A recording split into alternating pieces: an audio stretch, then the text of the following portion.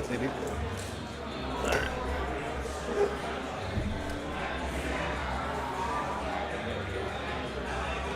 Alrighty, we are here at Midwest Finishers 5. We're going to be doing some sub-only Brazilian Jiu-Jitsu, hosted at 10th Planet Lombard. I am Jeff Seraphin. I'm joined by Blake Classman on the commentary. We might have a few visitors during the commentary as well. We're about to get started here. We have an 8-man, 145-pound division and an 8-woman, 145-pound division. Both of those are going to have a $2,000 prize. And then we have a few super fights spread out throughout the show as well to give the competitors a break in the tournaments. We should have some high-level jiu-jitsu on display and should be an exciting show. Yeah, it should be a pretty good event. We got some pretty good talent here on the mats. We've got guys coming from different parts of the country as well. This isn't just local people, so it should be a pretty good showing here. Our first match of the day is going to be Alec Hodi from Roots Jiu Jitsu in Michigan against David Barnes from Atos in Cleveland. They're going to start the day off, and we're going to be alternating a little bit between the men's and the women's brackets. So we're going to do a few men's matches, a few women's bracket matches. So we'll be going back and forth throughout the competition sale. We're just getting ready for the first competitors to be called to the mat. Yeah, we're ready to.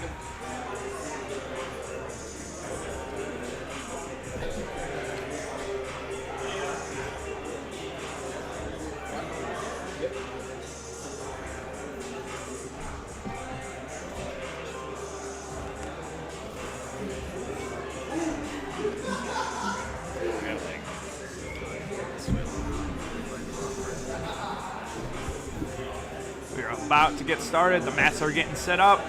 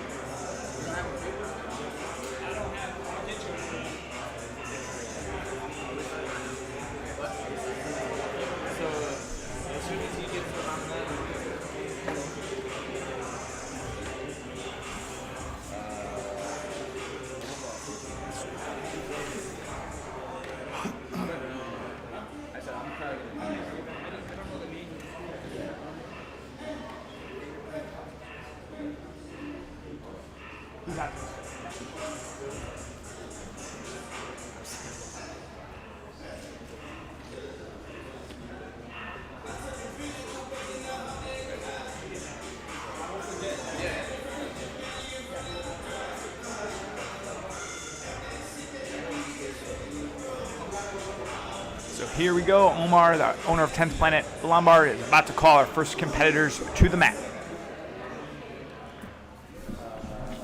All right, guys, first matchup in the lightweight division for the mat. We've got Alec Hodi representing Roots Jiu Jitsu versus David Barnes representing Altos. So our first match, Alex Hodi versus David Barnes. Alex, a veteran of Midwest Finishers, both super fights and tournaments. He's got to be one of the favorites on the bracket, fighting David Barnes out of Atos, who is a brown belt, known as Karate David, fighting out of Cleveland. And they're getting us started. Alex Hodi had a really nice showing here at the last Midwest Finishers, finishing his super fight, I believe in regulation. Had a really nice showing, super tough competitor. Nice foot sweep attempt by Barnes. Alex immediately pulls to open guard, starting to look for some legs. Trying to invert here, possibly to a leg. There's nice leg isolation. Barnes is trying to re-attack and bolo through. Alex Nice scramble to start. Coming on top briefly for a second. Alex now getting a nice deep half guard position, looking for that waiter sweep. David controlling the head, trying to prevent the sweep, keep his legs safe. Switch, looking to transition here to X guard is Hodie. Successfully enters a position, trying to elevate here, looking to come up on top. Nice sweep from the X guard. Now he's in the double under position. Good side control position here, getting a little bit towards the edge of the mat. Hodie Barnes trying to fight the turtle. Alex looking to secure a head and arm position here. This could be Darce or guillotine territory. I think Alex also might use it to kind of throw by and take the back. Oh, beautiful hook. Hooking that leg. Nice attack there by Alex. Did a good job getting his head and arm free, getting back to a neutral open guard position.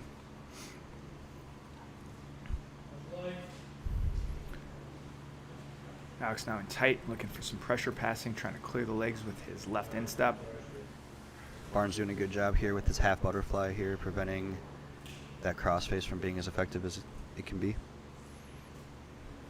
Just some early scrambling. We're starting to get a little more settled into traditional positions. Ooh, straight arm lock attempt, countered by pass attempt here from Hodi. Nice double unders. Nice knee to the neck to create that space to get the pass. Beautiful pass here. Good breaths, good breaths. Hodie now has a body lock. Should be a hard position for Barnes to escape. Hodie's transitioning to the mount, looking to use this to probably take out the back. As he just transitions. Beautiful right back there. attack. Body triangle is locked, and now it's going to be a hand fight battle. See if David can clear the hands and escape the position while Alex is trying to finish this fight right here. It's still early, so there shouldn't be too sweaty. Neither guy should be too tired, so this should be a really good opportunity for Hodie to end the fight if he can get his hand fighting in. Still a lot of time left to work here. Barnes is going to really have to do something to escape this position. Alex doing a good job transitioning between the traditional body triangle and using his feet to create angles, and then going back to his body triangle to secure the hips once he gets the angle he wants. Barnes is not giving him an easy option for his neck. The arm is trapped, and now this looks like a bad spot for Barnes. Alex is trying to find that neck. Hard to see the hand fighting from this angle. Squeeze, squeeze. Oh, And Alex is close. looks like he's got the lock in here. Might be seeing a finish here. Looks like he's got a very tight squeeze. Barnes trying desperately to turn to his back here to try to escape. He's got a real tight squeeze here on the neck. There you go, 7 minutes, 7 minutes. Oh, he's got the back exposure, got the body triangle. Alex really using a lot of gas on the arms here. Let's see. Really nice hand fighting by David to escape that choke. Still not out of danger, but he got that immediate threat off his neck. He can now kind of recalibrate a little bit and try to hand fight and get out of this body triangle. And in this rule set, so this is in regulation, it is submission only, and we go to an overtime if there's no submission. So we'll see how much that choke attempt took out of Alex Hodie's arms. We'll see how that plays a factor if this potentially goes to overtime as well. Alex switching sides with his body triangle. Doing a really nice job to keep pressure on David. David's really going to have to address that body triangle to actually escape the position, not just defend 6 the choke. minutes. But again, being a sub-only rule got set, this. his main goal is just not getting submitted here, keep the fight going. You know, he's in no rush, he's not down on points. Alex is climbing those legs high to try to isolate those arms. Isolating an arm here, potentially could be going for another triangle. Looks like he's really trying to hunt that choke. Looks like that's really what he's looking to secure here. Nice wrist control by Alex with his left hand while he traps the arm with the right. Looks like a very tight position right now. David is grasping, and that is the tap. About 4.5 minutes into the fight, Alex Hodie gets the rear naked choke to take his spot into the semifinals. Beautiful display of jiu-jitsu by Alex Hodie. David showed great defense trying to escape, but it was too long to be on his back. Fought really well against one of the toughest competitors in the division. Our second matchup is going to be Jacob Brooks from Pedro Submission fighting against Joey Deal, Team Kern Black Belt. Joey the real deal, also pro MMA fighter. A lot of success in MMA. Really nice guy as well. This is going to be one of our biggest size differences in 125-pound or 145-pound division. Joey fights MMA at 125 pounds, so he's going up in some class against Jacob, who is more of a natural featherweight. Should be a big height and size advantage for Jacob. Jacob is a purple belt, Joey is a black belt going into this fight.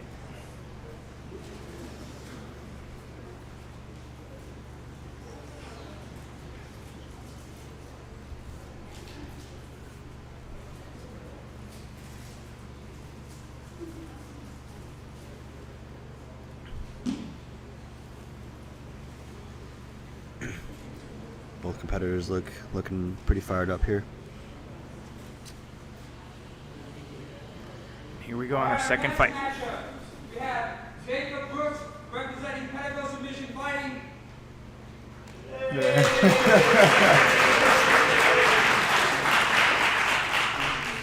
Joey Deal versus Movement BJJ.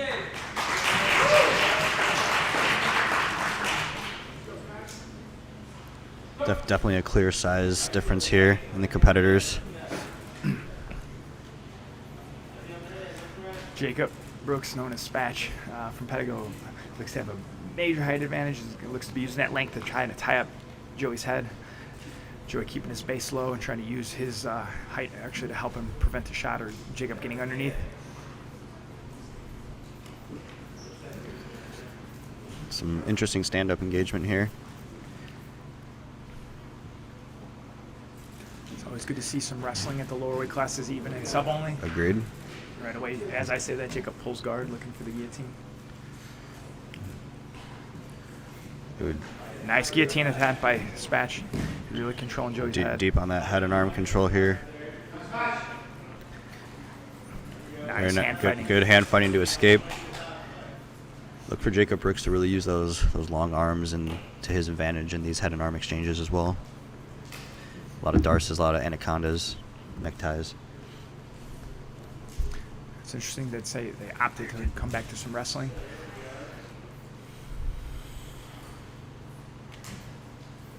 Aggressive collar ties. Heavy collar ties by both competitors.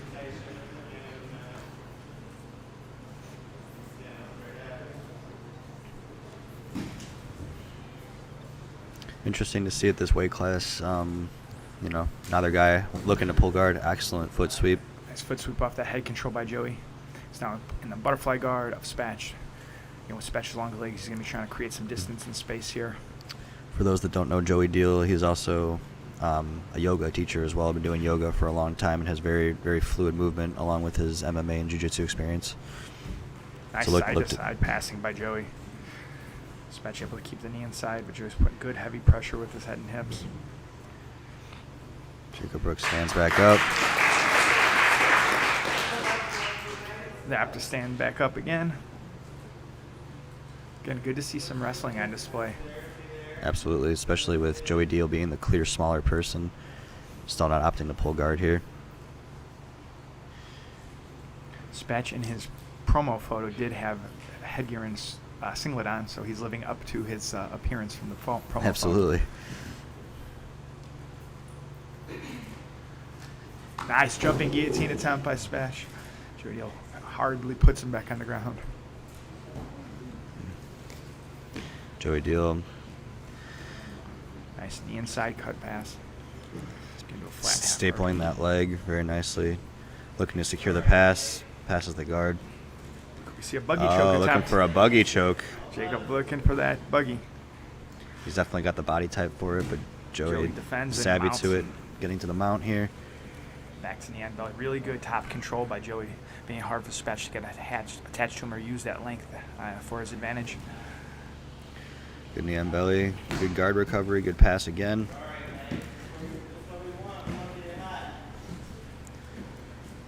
Nice exchanges. Good guard recovery by Brooks.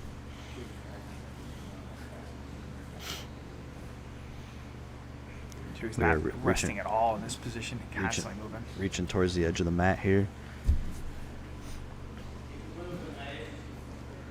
Got the double butterflies here.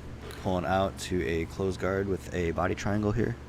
Jacob looking to try to take the back by exposing Joey's arms, getting his head to the outside. Joey's wise to it and is trying to keep his elbows heavy to not let Spatch get that angle. That body triangle closed guard is a hard thing to deal with, especially against a taller, longer person like Spatch. Joey's going to have to do some work, probably having to stand up to open that if Spatch wants to keep him in that closed guard with the triangle. Body triangle from the closed guard does make it a little harder to attack as your legs are engaged and kind of locked in place. But with the length of Spatch's arms, he has a little bit more opportunity to be able to create angles for back takes and head and arm positions. Joey opting here for putting pressure with a crossface here.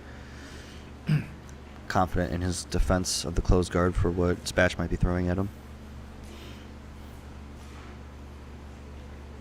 Spatch switches the body triangle to the other side. Joey looking to build himself back up here.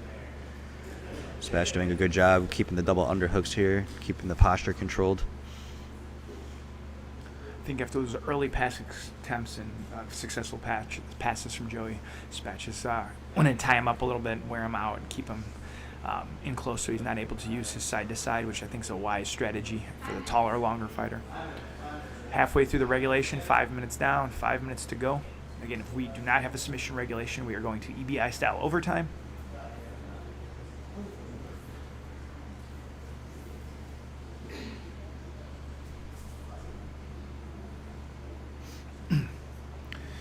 Pace is definitely slowed down with this body triangle closed guard position. Spatch now being methodical here, and when he wants to open the guard to attack. While the body triangle is something that's nice as an option, it is more of a control option. It's hard to really launch attacks, keeping that body triangle tight.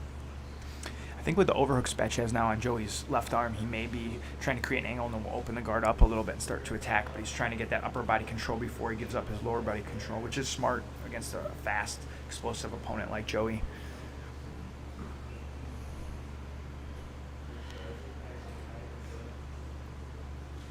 Four minutes, Bash. 4 minutes. 4 minutes to go. 6 minutes in. Now Spatch is open those legs, trying to create a little bit of that angle. Then opts to go back to the body triangle once the angle is not there. And trying to possibly set up a buggy choke from closed guard here. It's a new one. I'm sure there's a 10th planet term for this attack that I do not know, so. I do not as well. Very interesting attack here. Yeah, Joey keeping a lock on his body here, trying to breathe through the straw a little bit. It's kind of hard to tell how tight it is from here. I mean, Joey's face was getting a little bit red there, but it looks like Joey doesn't defend with much problem. Joey's able to create a little space and get the guard Excellent. open. Okay, guard is now open. Look for the pace to now pick up. Joey's thinking about a footlock attempt there, but Spatch was wise to it and was able to clear the knee line. And standing back up. Back to some wrestling. 3 minutes left in the fight. It's been a pretty high pace when they've been out of that body triangle. And a close guard pull from Spatch. Nice. An interesting pendulum sweep attempt here, looking to go for an arm bar off of that. Very nice angle. He's trying to climb that right leg up. The shoulder control and head control he's at right now gives him a really good opportunity, but Joey's able to free the shoulder, take that angle away. Freeze that overhook. Now we are back to a closed guard situation here. Joey doing a good job not keeping his hands to the mat, not allowing Jacob Brooks to get those strong overhooks. Back to that body triangle. Oh, looking to sneak out the back door there. Yeah, Jacob had a little bit better angle on that body triangle. It was a little bit more threatening, but Joey has been very, very smart in not letting him get those angles fully, preventing him. Ooh, possible omoplata attempt here into a triangle. Oh, the triangle is locked. The triangle is locked. Long legs are coming in. This is a reverse triangle. Looks from this position, looks like he's trying to possibly go for the Kimura, try to isolate the arm here. Joey's stepping over. Beautiful defense. His own leg lock attempt off the escape. Very nice transition. Very nice. Excellent attack. Really nice defense. Good exchange from the competitors. It was definitely our deepest submission attempt of the fight. Now Joey right to mount. Right to mount. He went right from that staple pass straight to mount instead of side control this Arm time. Isolation. Ooh, going straight for the arm. And gets the submission. Beautiful. Beautiful arm lock from Joey Deal.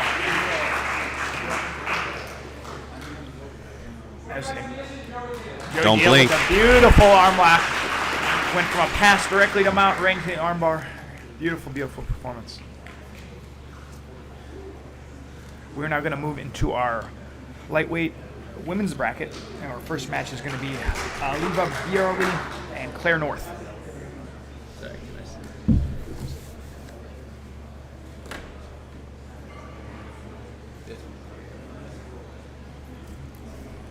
First two matches, submissions and regulation, off to a good start for this event.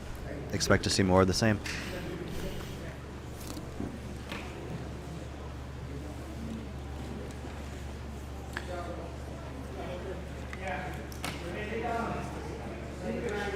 Our first matchup in the women's division is going to feature Claire North, who is one of our most accomplished competitors, male or female, in either bracket. She's black belt representing tag team Tipping Point BJJ. She medaled in the black belt adult division at both Pans and Worlds this year in the gi. So she has world-class credentials coming to the match. And Liva is coming out of Midwest Training Center. Not as nearly as accomplished in the Brazilian Jiu-Jitsu world, but in this type of rule set, no gi, submission only, EBI, belts are not as important as the skill of the competitors. So this will be an interesting contrast in backgrounds.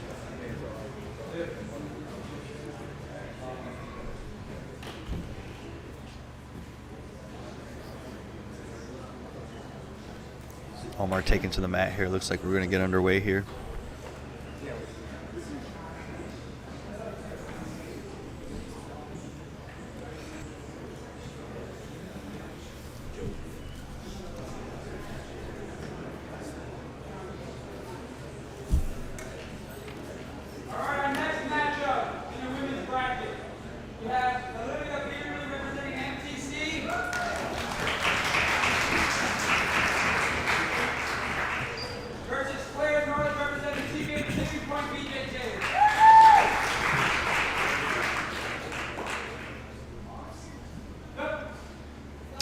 So this is our first women's match. Right away, Claire sits to her guard.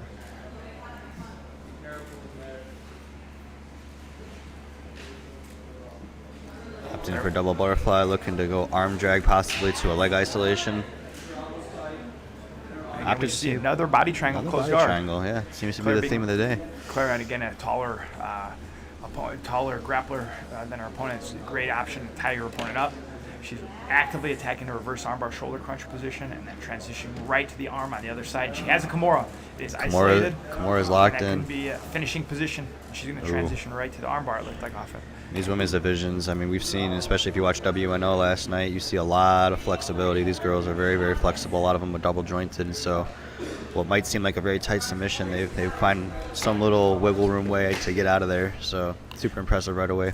Olivia with a really good job escaping that submission, but Claire is not resting on her laurels immediately, looking for that hip bump, Kimura, guillotine type of position, trying to tie up Olivia's head.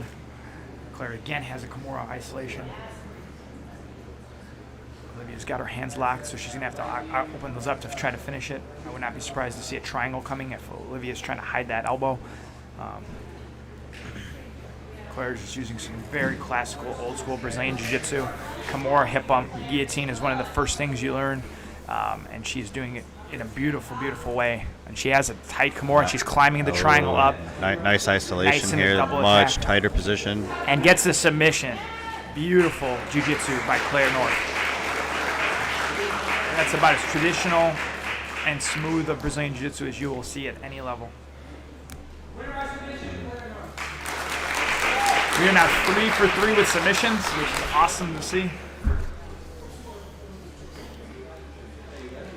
Quick submission there. Hope her arm's okay. That looked like a pretty nasty lock. That was a very, very tight Kimura, and that was the second or third crank. Oh, sure.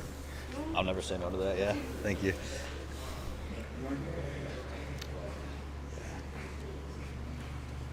Getting ready for our second women's matchup. And we have Adelia Kolonowski from Detroit Jiu-Jitsu against Kelsey Simpson. After that first performance, they're going to have a lot to match that kind of attacking pace, but that's what we're here for. Lots of submissions, lots of high-level jiu-jitsu. Claire had a really clear game plan there. Looked to sit to guard, found the closed guard right away, and just didn't really give Olivia a chance to establish any offense there.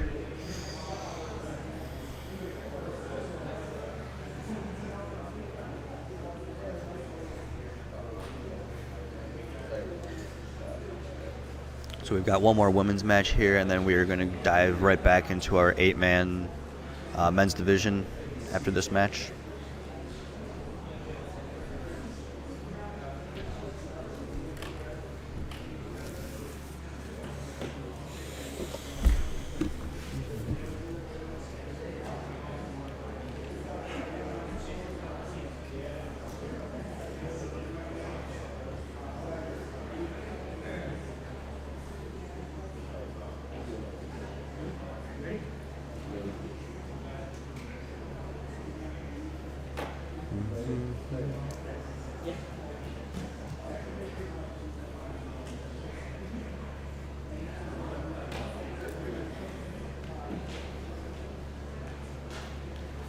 So this next matchup, Adelia Kolonowski from Detroit Jiu Jitsu is a purple belt who just recently won no gi pans at blue belt.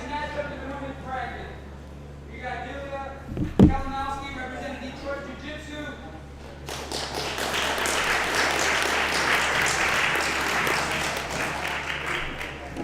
Versus Kelsey Simpson representing One Academy.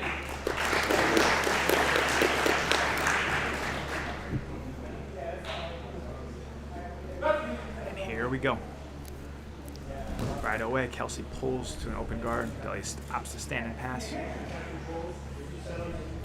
Kelsey looks to have a flexible open guard already. Looking to invert here. It appears. Oh, very confident in her guard retention here. Looking for some nice leg entanglements right away. Looking for a little K guard entry. Delia's keeping safe, keeping a distance, just keeping her kind of at arm's length. Now opting to put the knee in the middle and put a little pressure on the hips. Ooh, nice knee bar entry. Very nice By leg Delia. entry She now there. gets under straight foot lock. Right into the straight ankle lock here. Looks to be pretty tight. And we get a she gets finish the right away. Incredibly quick submission from Delia on the straight foot lock. So 2 fast submissions in our 2 women's brackets. 4 matches, 4 submissions. That's what we're here to see. Can't ask for more on that one. Delia. Now after this match, we're going to be back to our men's division. We're going to have Pedro Serrano against Jesus Villegas from 10th Planet Lombard at the Home Academy.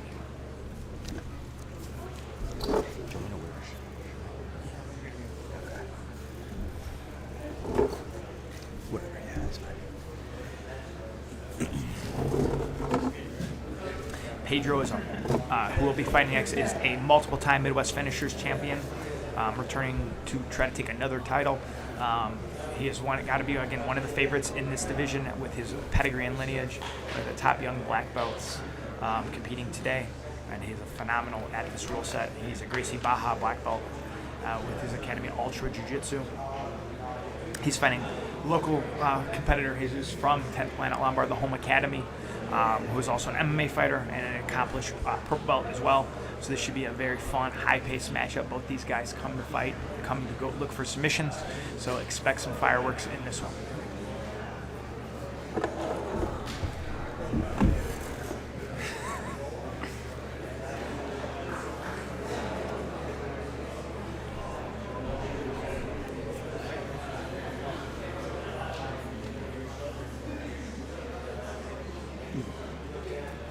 Pedro's in all the way from California.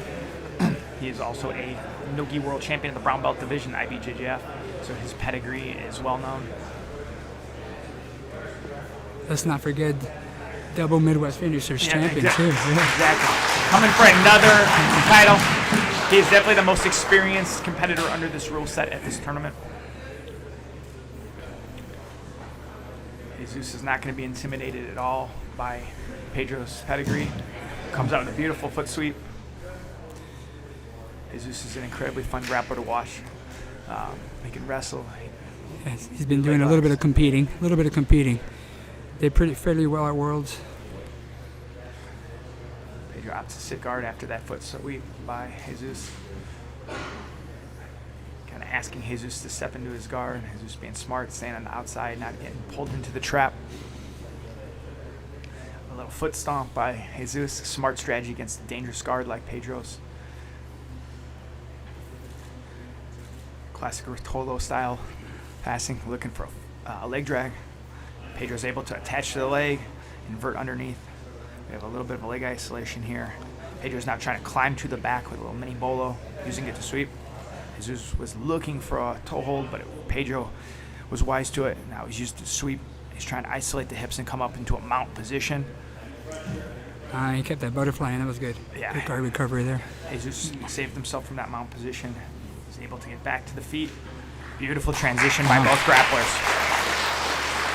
I think that shows Pedro that Jesus is ready to really grapple with him and is not going to be scared to be in these entanglements.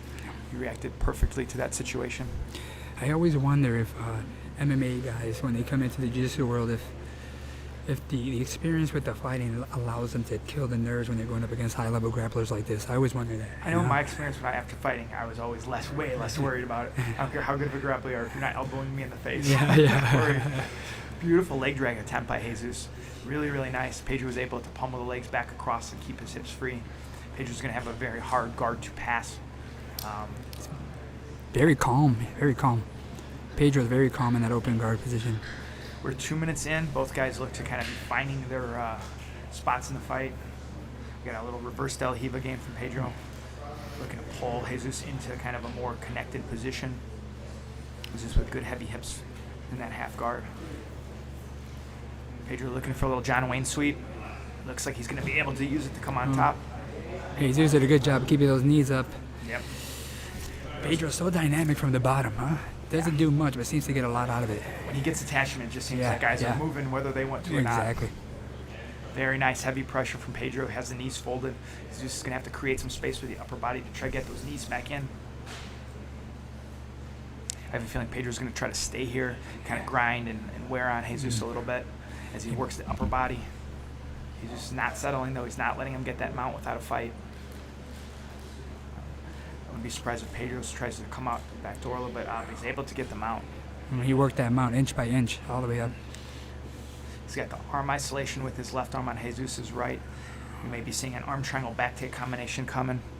Jesus needs to get that elbow back down.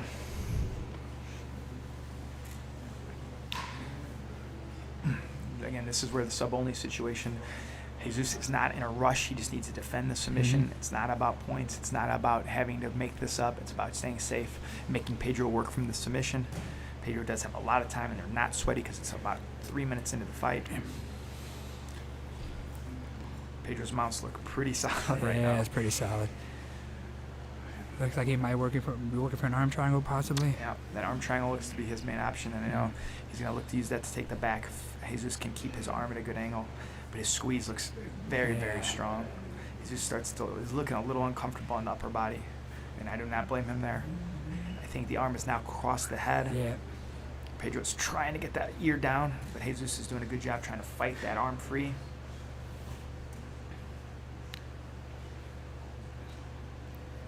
Pedro's very patient, too. Very patient, waiting for that opportunity.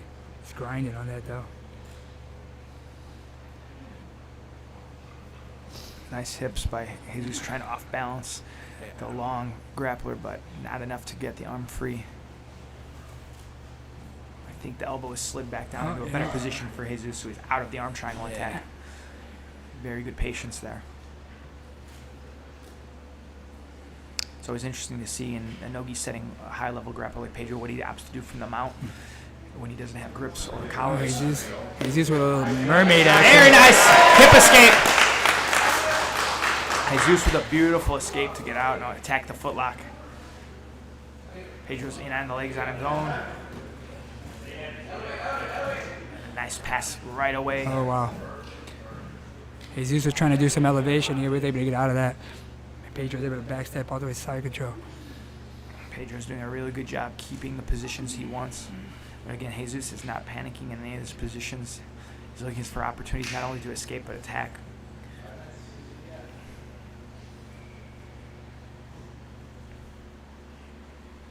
We're about 5.5 minutes in, 4.5 minutes to go. We're 4 for 4 submissions so far. This is our 5th fight of the night. Nice back attempt. Pedro's trying to climb that outside to look for the back/arm lock. But Jesus is able to... Back him out, huh? Yeah. Arm isolation again. He's looking for that same arm triangle back takes combination he was working earlier. We'll see if the extra grind he's been putting on Jesus is going to help pay off in this situation. You hear some deep breathing coming from Jesus. Yeah. That mount pressure is starting to really add up. I think if you add that time, it might have been like a good 3 minutes of mount right there for Pedro. It's grinding. That's tough. That's part of the strategy. Sometimes you got to cook the guys, and then you start attacking. Yeah, a tough competitor like Jesus is not going to be easy to catch. Jesus gets that elbow free again to prevent the arm triangle. A really, really good defense from the bottom.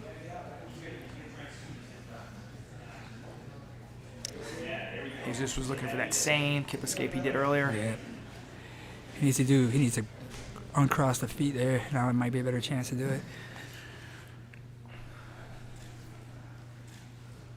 Pedro putting the arm across, Yeah. putting some neck pressure on, trying to bait that escape.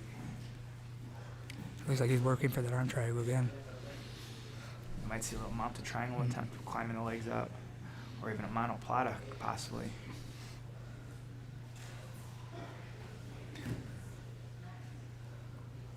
About 3 minutes left in this match. He's just able to get his open guard back. Pedro dives across. We have an arm isolation. Pedro's going to look to extend that arm. He got one arm in, one arm out. Got his arm stuck in there in the mount. Look like Jesus' right arm is stuck inside. Yep, stuck inside the legs. He's able to bring his hands together on the hips. Just trying to frame. It looks like Jesus has cleared the immediate danger of that arm triangle attempt. Pedro not making it easy at all. No. If this fight does go to overtime, the pressure that Pedro has put on Jesus is going to probably pay big dividends in the overtime.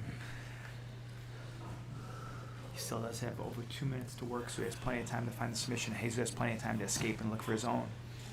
We're now in a Williams guard position. Oh. 2 minutes. 2 minutes left. Pedro working omoplata attack. He may transition to the legs off this.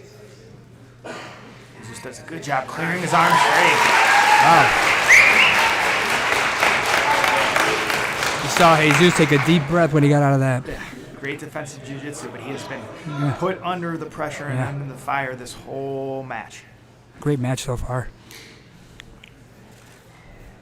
Again, Pedro looking for a little reverse Delia connection to try to invert and come underneath. I'm interested to see if Jesus is going to start taking some shots at him.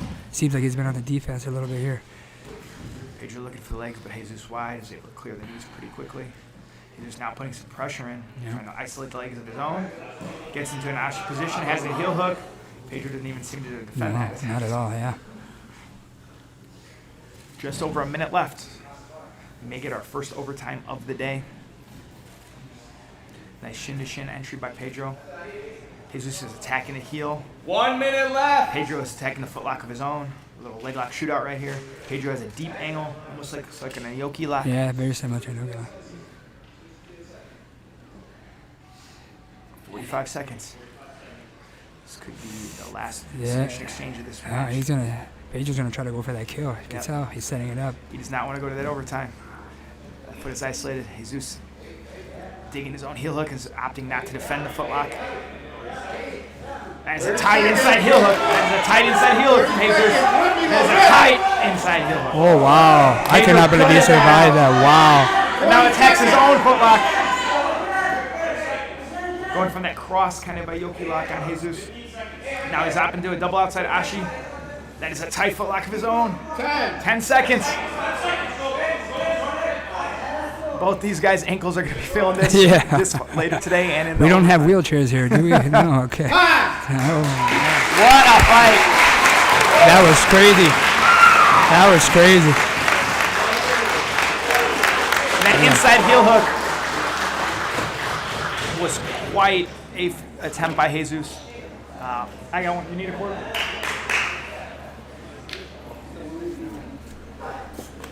We're now going to our first overtime. We are using EBI rules, 3 overtimes, 2-minute ride time limit in each round. We're going to be starting from the back row of the spiderweb position. Looks like Pedro's taking it back. That's usually his go-to. He's a killer from there. Pedro is incredibly experienced in the EBI rule set, so he feels very confident in this position. He's just being a 10th planet competitor. He obviously is confident here as well. So it'll be a very interesting strategic battle. Pedro's switching sides with his body, trying to keep that angle on Jesus. It's hard to see our hand position from our angle, but Pedro looks to have a little pressure on the shoulders, but nothing around the neck. This is where Pedro does a lot of magic. He's real patient. He's good at controlling. And the longer you sit there, eventually, it's dangerous. It's dangerous. Sometimes you got to work with some urgency. You just got to really get out. He's just doing a good job of moving his hips to clear those body triangles and make Pedro switch, but he's not getting his hips free. Yeah, that body triangle is a problem, especially with those long legs. Oh, Jesus getting his shoulders free, but Pedro's able to pull him back in. Oh, wow. Oh, it's close. Pedro doing a good job of working his head side to side to not let Jesus get his shoulders free. We're about a minute into this overtime round. Again, there's only a 2-minute ride time. So if you hit 2 minutes, that is our limit for our ride times in our overtime rounds. You know, all the grind from the regulation from Pedro, and now a whole minute of body triangle work. This is, you know, this is where these fights really start to take their toll on the competitors. But Jesus is not giving up anything. 10 minutes is a long time. Yeah. When you add that overtime to it too. So. We have about 30 seconds left in this overtime period. Pedro's starting to get a little bit of isolation with his right arm under Jesus' neck, but Jesus doing a great job fighting that 2-on-1 and not letting him get deep. Pedro opts to switch his hand position. About 15 seconds left in this overtime period. This is a challenge. Watching your own guy compete while you commentate. Huh? This is the coach. I'm glad this I'm is not terrible. having to do that today.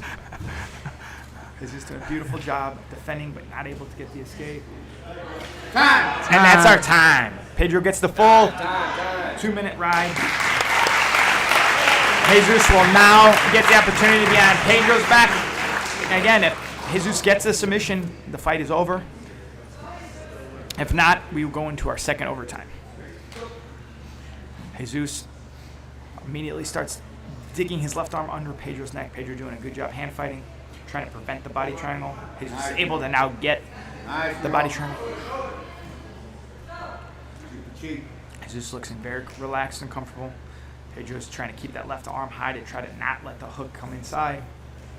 The body triangle, especially on a slightly shorter opponent. Jesus, when he gets that body triangle, is a much tighter squeeze against the bigger, longer competitor. Jesus gets a belly down. trying to spin through.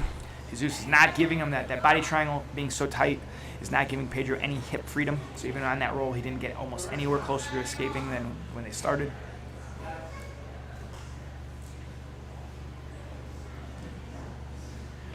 And that's a tight position for Jesus. He's doing a really, really good job riding a high-level competitor. Switching that choking arm. We are a minute into this period, so we have a minute left of ride. Pedro cannot escape, or Jesus cannot get the finish. Oh, he's scraping him off. Almost got his second shoulder to the mat. Jesus needs to get that head back inside. Oh, it was a good transition there to stay on it. Beautiful roll. Yeah. Non-stop rolling from both competitors. Oh. He gets the elbow under the neck. No. He gets the elbow under the neck. I think it's close. I think he's Pedro able to saved get it. his hand Oh, free. wow. He almost lost it on that spin. The hometown fighter is getting a lot of support from the crowd, which has to help him in these deeper rounds. We have 30 seconds left in this overtime ride period. This fight This is great. Yeah, this has been an intense overtime period, as was the regulation. We have about 10 seconds left. Jesus needs to really go for the finish here if he wants to get Pedro here. He has an arm isolated. Arm trap too. Short time. Looks like it's going to be another 2-minute ride time. They have time.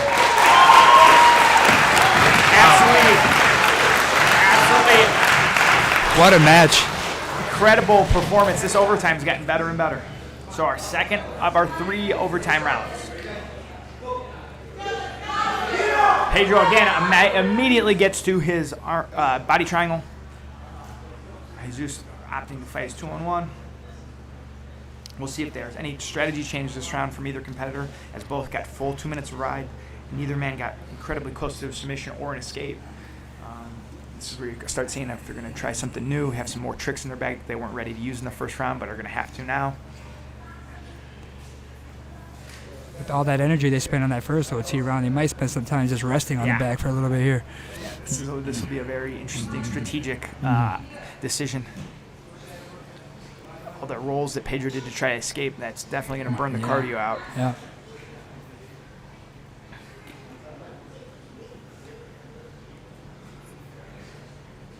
Pedro opting for some double underhook control as opposed to the traditional seatbelt.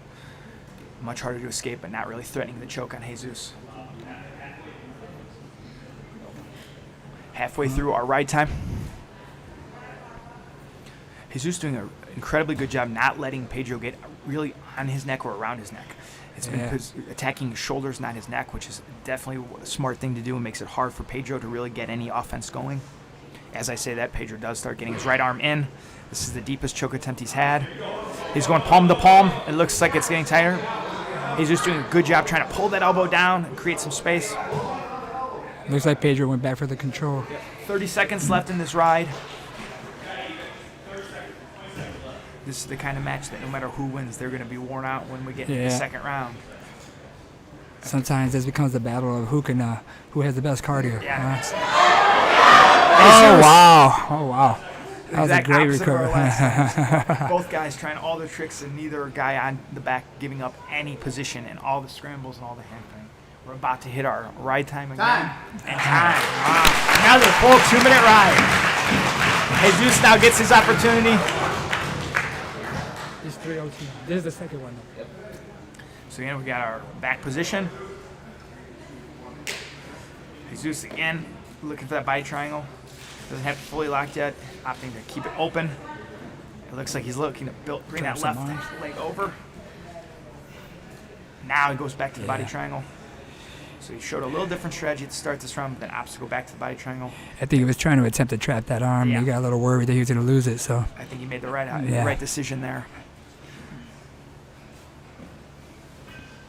both guys seeming to do a little bit less on the back right now in that second round. Yeah. I think they're a little bit tired here.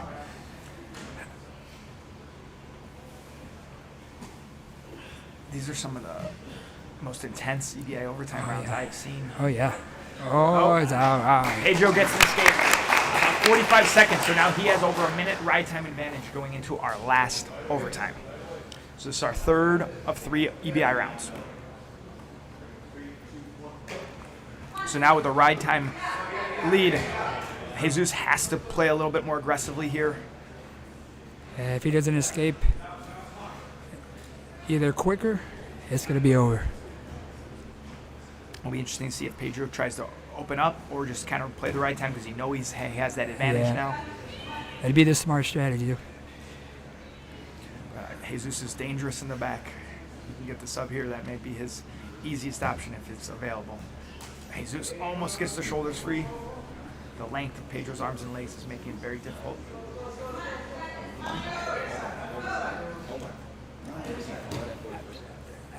After his over.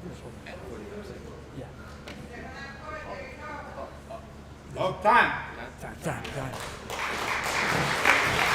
We're at the bottom of the third.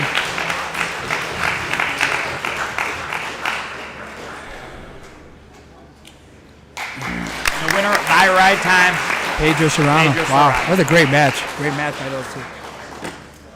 That was an incredibly fun fight.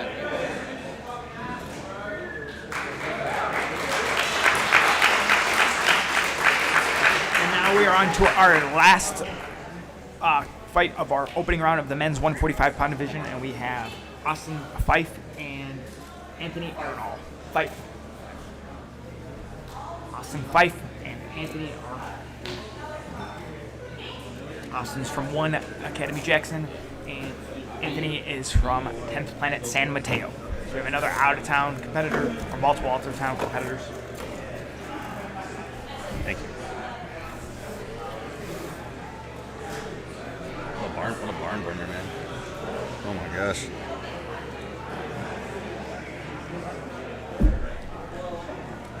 After 4 quick submissions in our first 4 matches, Yeah. and a grueling back and forth Oh my full God. regulation match. Again, Pedro had to be one of the favorites, if not the favorite coming in, and he had an incredible war his first fight. That inside heel hook by Jesus, that was tight. Multiple tight submission attempts in the regulation. That was Incredibly nasty. intense EDI rounds. That's kind of the match you're hoping for. It's also fun when you see a black belt fighting a purple belt. When it's no gi, sub only, you get to see some different kind of matchups. Lots of heart from Jesus there, man. He didn't quit for a second.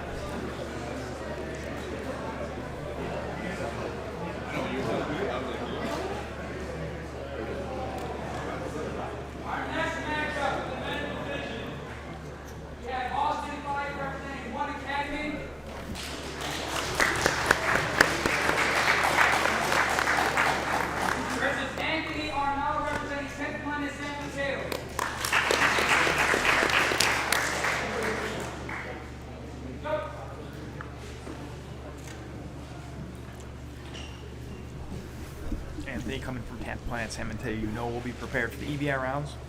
Immediately jumps to a closed guard position. And underhooks the leg, looking for a little K-guard entry, and immediately on the leg. Right into a leg, counter leg entry though. Austin goes right onto the leg. You got a little leg lock shootout again. And he's able to pull his leg out. The entanglement is still there. Ooh, coming up on that single. Right into a leg drag type of position. And then back into a knee cut as Austin cleared his knee. Some nice head and shoulder control by Anthony. Looks like this is a position he may be able to finish the pass. But Austin's able to create space and get his head and arm free. Rocking Delia now, trying to look to create an angle, countering here with a knee slide. Getting the nice underhook here. Anthony doing a really good job keeping the pressure on, trying to really smash through the guard. He's got the underhook, but head is still free here. Now we're looking for a little chin strap action from Anthony. Coming over the top of the underhook and the chin strap. Underhook and chin strap combo, very dominant. Nice. That Uses head control, using it to pass. Now right to knee on belly. And it looks to be isolating the mount as he's getting underhook as well. Very impressive top pressure from Anthony, really showing some good control using underhooks, chin straps. Now he's looking to isolate maybe a 180-degree armbar. Perhaps come back just basic side control.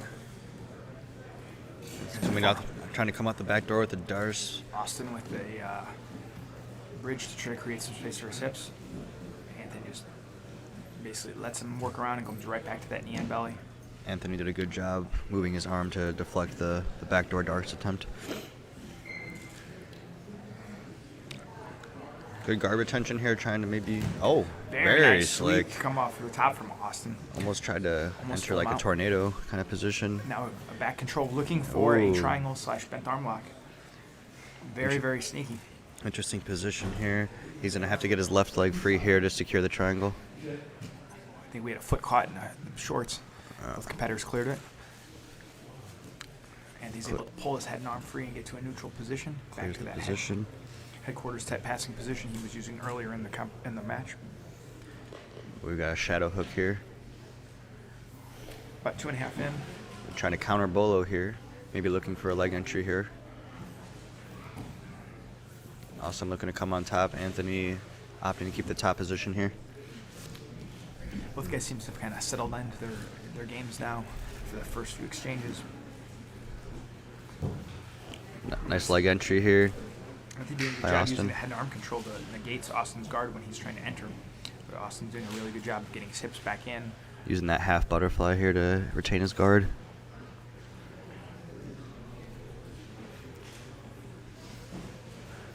Looking to stand back up here. Now we are back to the stand-up game. And Anthony opts to pull guard. Right away looking for some ashi. Gets Right to the ashi, going for outside heel hook. Looking to now transition, getting that reaping leg over, create more pressure here. Austin looks to be countered with his own footlock attempt. Looking for more of a straight ankle, opting here maybe to transition. They're doing a good job clearing the knee line as soon as the footlock came in. Knee lines look to be clear.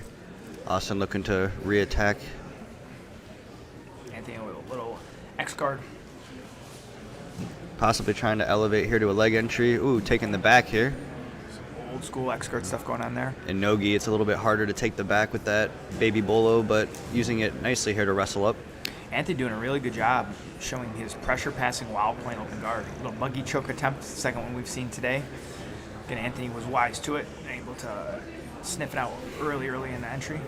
Ooh, got that head and Nice arm. head and arm. Ooh, Anthony's shown some good chin strap earlier, now looking for that guillotine. The guard is not he's got the neck, but it looks like Austin's able to get past that open guard situation. Now looking to set up a pass of himself. Anthony, good guard retention here. Looking to sit in right to Ashi again, uncontested. Gets the reaping leg through, and now we're into a deep saddle position. inside heel hook exposure. And that is a very tight entry. Austin's hand fighting. It's hard to see where the knee line is from here. Looks to appear like Austin's okay. He's still in the saddle here, though. Anthony possibly falling back for the bite on the heel. And he gets the tap. Nice leg entry. That was a fun back and forth. Both guys having their moments early before Anthony was able to get the heel hook for the win.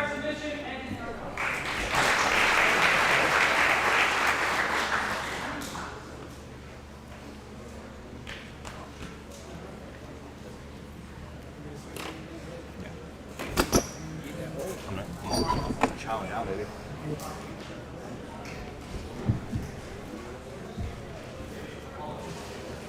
We are now headed back into the women's division. We have Nabila Martinez against Katie Bocek. Katie is a 10th Planet Lombard product, so she's a hometown fighter. She is going up against a seasoned brown belt from Roots Jiu Jitsu, had to go submission fighting. Nabila is a veteran of Midwest finishers. She fought a super fight here on the last show. Katie is a blue belt who has been competing a ton all over IBJJF, Nogi, all that good stuff. So she's a seasoned contender even though she's only a blue belt.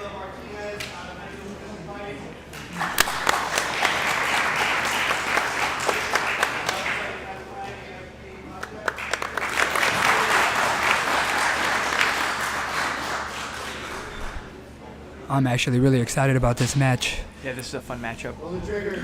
Two girls who are experienced in this rules. Very nice wrestling to start off by Nabila.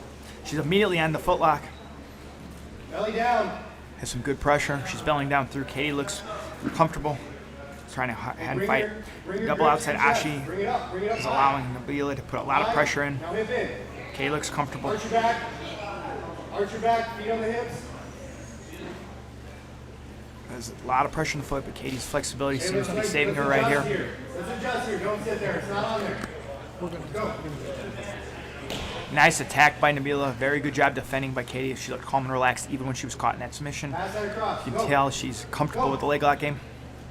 It's a good attempt by Nabila. Saw some reaction on Katie's face on that. Katie with a nice inversion. Nabila just throws her hips to the side. Nabila's explosive. She's pretty powerful too. Yeah.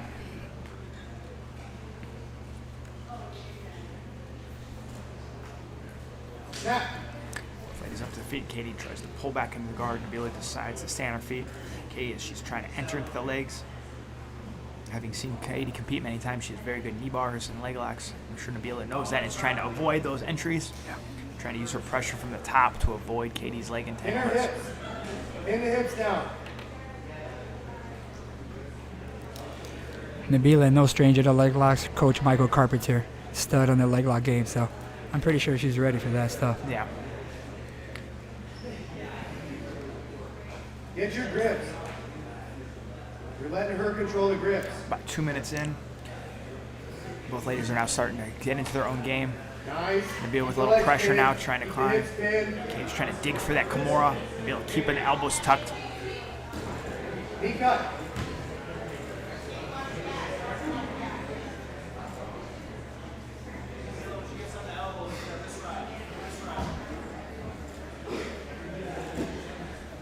Katie able to get to a little bit more controlled guard. Has an arm isolation. Posture. Katie's able to get to an omoplata. She attempts that backside, it looks like. Forward. Pressure forward. Nabila spins out, but Katie has a good leg entanglement. Hey, don't sit there. Clear it and get up. Nabila's coaches want her to clear the knee line. Yeah, did She a looks good job. relaxed.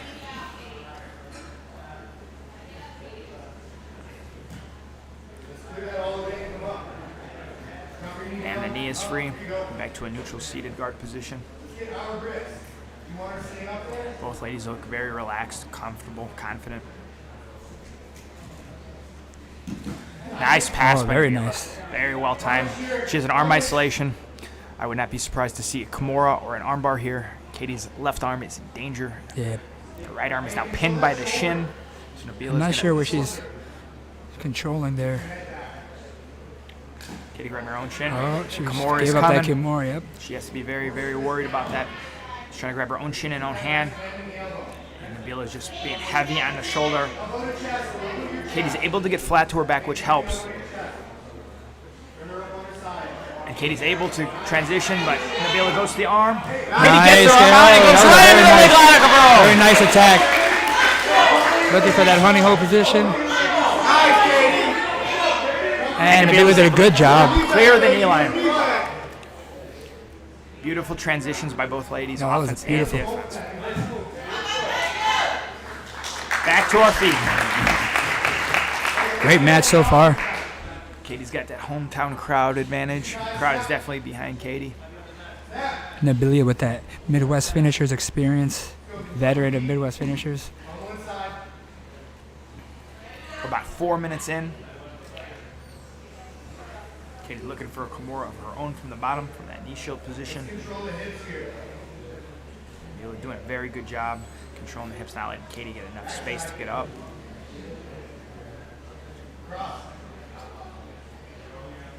Back and forth, let's go. Pressure. Nabila now brings that right knee inside, getting more than over-under. Katie just kicks her off. Katie just showing the power of her hips. Yeah. Katie with an inversion, but Nabila's keeping her off that leg lock control. Doing a good job of keeping her legs back every time Katie inverts. She kind of just keeps her legs away. They have that nice low, heavy, wide base. Very hard to get into the leg lock positions against her. This is when Katie needs to start thinking of other options, you know? Yeah, looking for some arm drags. Looking to get her base to start moving. Katie now clearing the arms up. Kind of a loose arm bar. Trying to get a reaction, I think, more than anything. Yeah. Nabila used that to pass. This is where Nabila shines, that pressure. She's really good at keeping coming forward. Darce control coming. Katie wise to it and flattens to her back. You can see some north-south choke options for Nabila. Katie opts to stay here. But it looks like the Kimura is again what Nabila is looking for that arm isolation.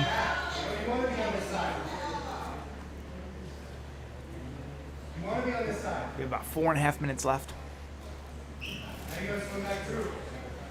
4.5 minutes left.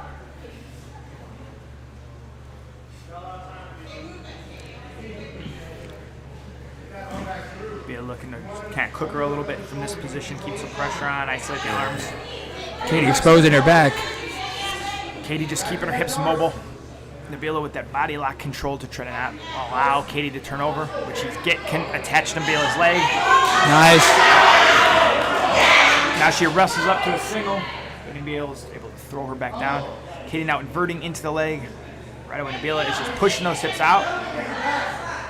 The knee line is still controlled. There's danger in this leg lock position. That might have caused Katie a back right there. Nabila now coming up into a leg drag type position. She's probably going to sprawl her legs free. That's what she's looking to do. Katie still has a hold of it, and she let go. Katie able to get her guard back. Kind of a reset into an open guard. Just over 3 minutes left. Starting to get a little bit closer to our overtime. Oh, Nabila with that little Rotula pass in there, stepping on the leg.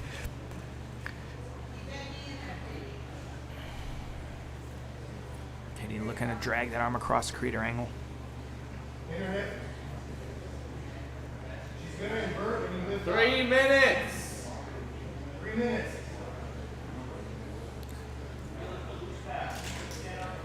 Yeah, let's do some standing passes. Those coaches tell her to stand and pass. She does right away. Uses a nice knee cut to get flat and finish that pass. That was nice. The coaches recognized an opening. She listened to them and followed it right into a pass. She's gotten to her side control a few times, but is not able to get anything really deep on Katie yet. Katie's been doing a good job keeping those elbows in, keeping herself safe.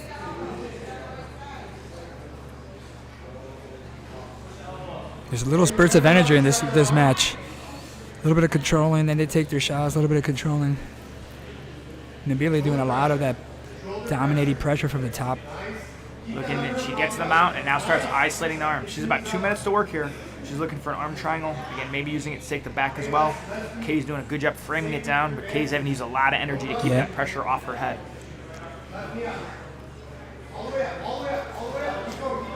Great matchup so far, though. Yeah. Big bridge by Katie, but Nabila is able to keep her hips flat. And we're starting to see some arm isolation on Katie's left arm. Could see a mounted triangle. We can see a gift wrap coming from Nabila. Katie's able to get her right arm back to prevent that. Nabila looking for a little Nogi Ezekiel choke. Yeah. Probably just trying to get a reaction from Katie. Yeah. About 90 seconds left. Oh, she steps over for that mounted triangle. She wants to get that triangle locked before she gives up the mount, but Katie's doing a good job of trying to bump her. Slowly but surely, the leg is getting under Nabila's knee, and she now has locked the mounted triangle and is controlling the leg. She's now going to try to bring her hips forward and isolate Katie's arm. Position is getting tighter. She has about 1 minute to finish the arm or the triangle. The triangle's now locked as Katie rolls out. Oh, the triangle's getting deeper. The triangle's now locked fully behind the knee. Katie has about 45 seconds to survive from this position. Nabila's just keeping that pressure on the head, keeping that chin. Katie does not look to be panicking. It's hard to see from our angle how tight that triangle is. Oh, it's getting close. 30 seconds left in the round. Katie now trying to get her butt elevated, which generally means the choke is getting tight. I'm surprised Nabila is not looking for an armbar here as the choke is not seemingly finishing Katie. Doesn't seem like Nabila could get a good angle. She's still right in front of her. 20 seconds left. Katie doing a good job just breathing through. Katie using her foot to step on that. 4 seconds left. Time. Time, and Katie survives the triangle arm lock attempt. What a match. That was close. That was a savior by time. So we're now into our overtime rounds.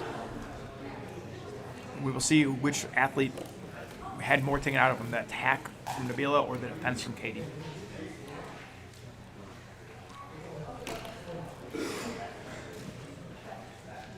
And it looks like Katie won the toss and she's opting for the back position.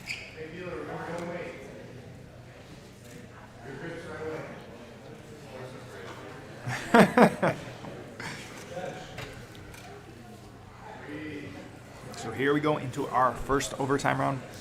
Katie will be attacking from the back.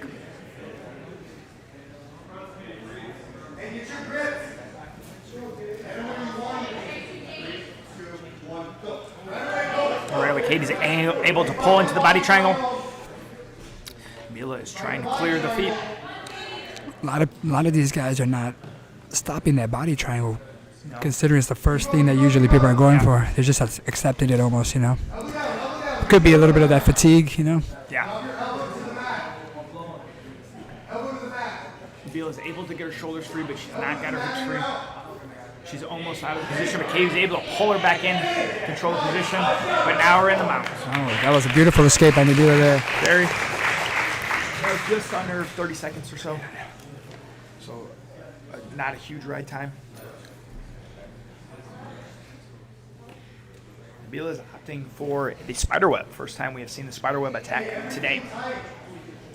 Always an interesting strategy, maybe because she didn't have a ton of ride time, so she's not worried about the ride time as much.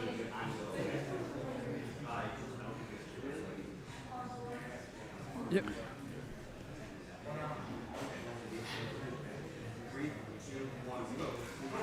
Nabila hooks the leg immediately. Katie using her legs to try to pry Nabila's head off. Katie trying to get on top.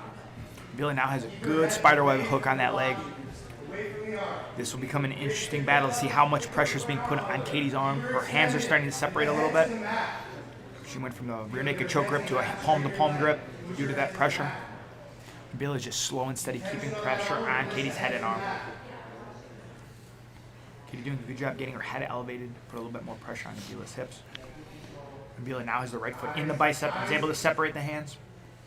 The arm is now locked, and she gets the submission. Great match. Beautiful job by Nabila. Very smart strategy. It seems to go to spiderweb instead of the back position. It seemed to definitely pay off for her. Definitely a different strategy. I would assume she escaped so fast she would have took the back, but she must have believed in that armbar. Good job.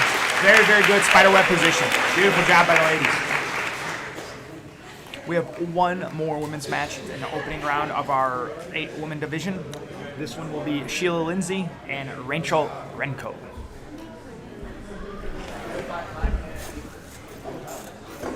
Both my matches are just overtimers.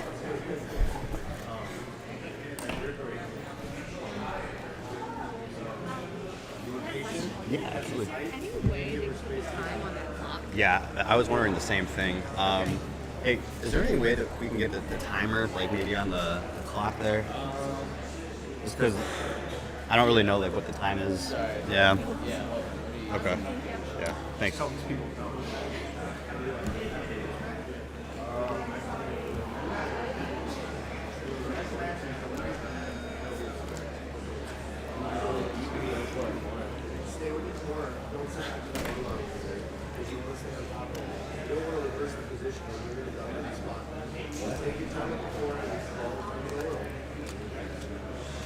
What's she gonna do? She might free her arm up as well.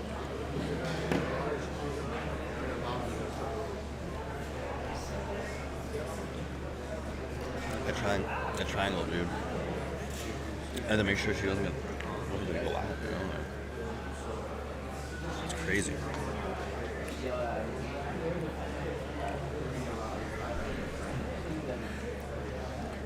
So in our next fight is Rachel Renko, brown belt, Chokyu, Brazilian Jiu-Jitsu, and Sheila Lindsey, one of our 2 female black belts in this division. Sheila has to win favorites as a black belt, a very decorated competitor, former fight to win no-gi champ. Rachel, active competitor all over for locally, trains and competes all over the place. So this will be a fun matchup to close out the women's opening round.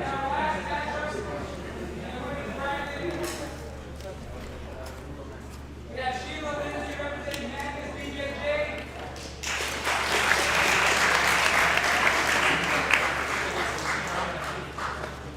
Versus Rachel Renko representing Chokyu Brazilian Jiu-Jitsu.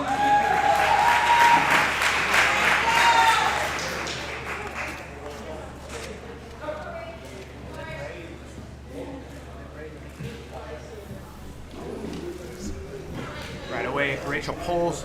Sheila keeps that knee in the middle and immediately gets the head and shoulder position. She gets some good heavy pressure from Sheila, really getting deep with the underhook and the head pressure. I will not be surprised if we see a pass coming quickly here. Rachel doing a good job to try to keep that pressure off, but Sheila is looking incredibly tight with that position. You can see Rachel's head turning bright red from the shoulder pressure. Early on, they're still dry. A lot of friction still left. Rachel trying to push that knee and foot back in, but the pressure just seems slowly but surely to be clearing those hips. Sheila using her free leg to try to peel that foot off. Really committed here to this knee slide. Nice deep underhook. Good crossface. And she finally clears the leg and stabilizes the pass. She's immediately trying to set up that Kimura arm lock from the top. Spinning straight through. Possibly trying to sit towards an arm bar. Possibly the back here. Sheila uses it to take the back and immediately looking for the strangle. Ooh, looks to already have the figure 4 already locked in here. Looks to be really tight. And there's our we tap. get the submission. One of the fastest, if not the fastest submission of the day. Has to bode well for Sheila after the battle that Nabila just had in the her first match that they made up in the semis. Beautiful performance by Sheila Lindsey. Quick rear naked choke off some pressure passing. So that now closes out the opening round of both our men's and women's divisions, where you're going to have a super fight in between the second round, or the start of the second round. That will be George Ocampo versus Owen Dunn.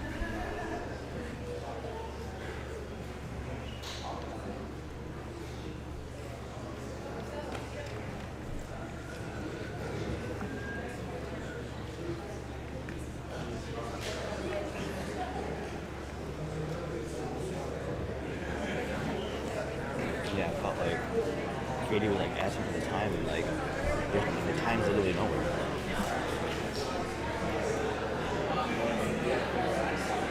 So in our semifinals, we will have Alex Hodi going against Joey Deal.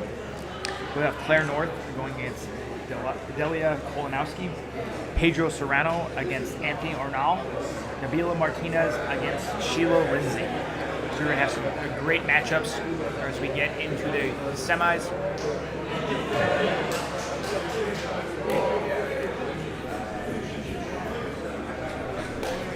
Really good first round there with the men's and women's divisions. A lot of good submissions. Really good techniques on display. Got a good versatility in everybody's games.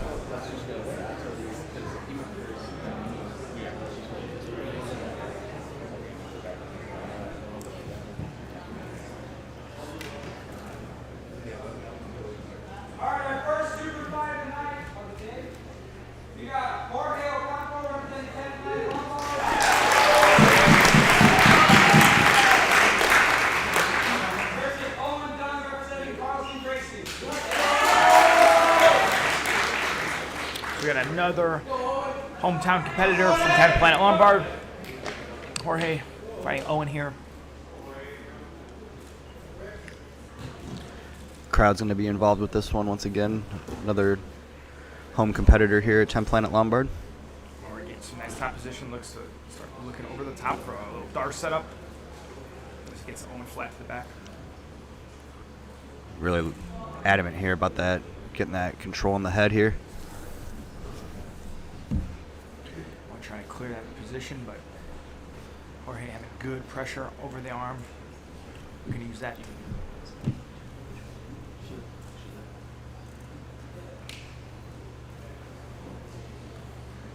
Now we got a little flat half guard. Jorge looking to isolate the arm. Trying to get a lockdown here. Try to keep away some of that pressure. It's kind of hard to tell. Looks like he has an arm isolated there. Looking for Kimura, it looked like, but Owen was able to free the elbow. Owen do a good job here, doing some damage control here with that lockdown. Looking to free that lockdown here. He's starting to get his knee free. Look for him to possibly change to a knee cut here. Having good control over the body.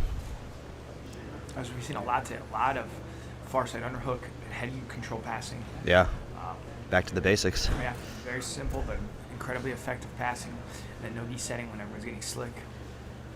Oh, he's opting straight to the mount position. Almost gets the mount, but Owen was able to re-control the other leg. Looking to set up an arm triangle here. He's got the arm isolated. He's probably trying to...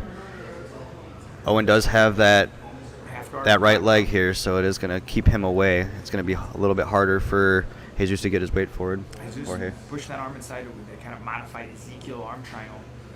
It's becoming a little bit more popular nowadays. He's got the pass to the mount. Now he's passing the mount. Using it as a back take. Interesting. Okay. So gives up the submission here, using it to take the back. Staying on the back here. Owen trying to get out.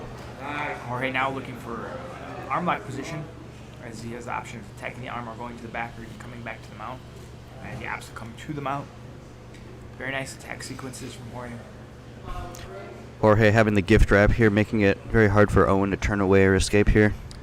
I'm guessing we're going to see a back take coming up with that gift wrap. Or maybe the arm triangle again. But Owen's arms are kind of... His arms are kind of stuck. Yeah, isolated, but almost looks like suffocation. The bicep was over the mouth. And Yeah. nose, it seemed more than a choke. Not a comfortable position. Not comfortable at all. Jorge now has the arm isolated. Looking to take the back here once again. Body Locking in triangle. that body triangle. Now he's got the power half Nelson. Trying to break Owen down. He's able to expose the back. Owen doing a good job of just fighting out of position and submission. Using that muffle. The muffle to get the neck elevated. Oh, he's under the chin. Looks tight. Looking to be really tight here, and there's our finish. And Jorge gets the submission, and the hometown crowd is quite excited. Real nice technique, dominant display jiu-jitsu.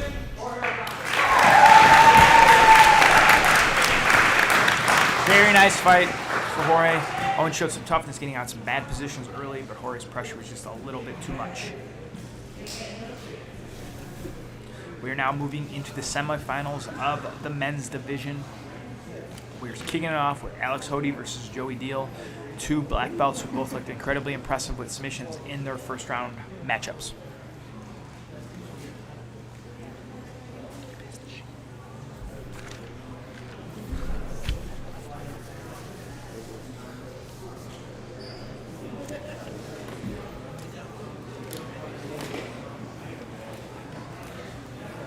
This match should be fireworks, as both these guys are seasoned competitors. Both these guys are now warmed up. Both these guys look very, very good in the first round. And we're one match away from the finals and the $2,000 prize. So both these guys are definitely going to put it on the line here. Our first semifinals matchup in the men's bracket, we have Joey Deal representing Real Movement BJJ versus Alex Hodi representing Roots BJJ. Look for a lot of action in this one. Both of these guys don't stop for a second.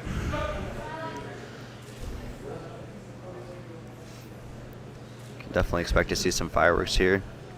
Joey, so some aggressive wrestling in his first matchup. Well, interesting to see if we see more wrestling from him. Alex goes for a nice foot sweep. Looking to snap him down a little bit with that heavy head pressure.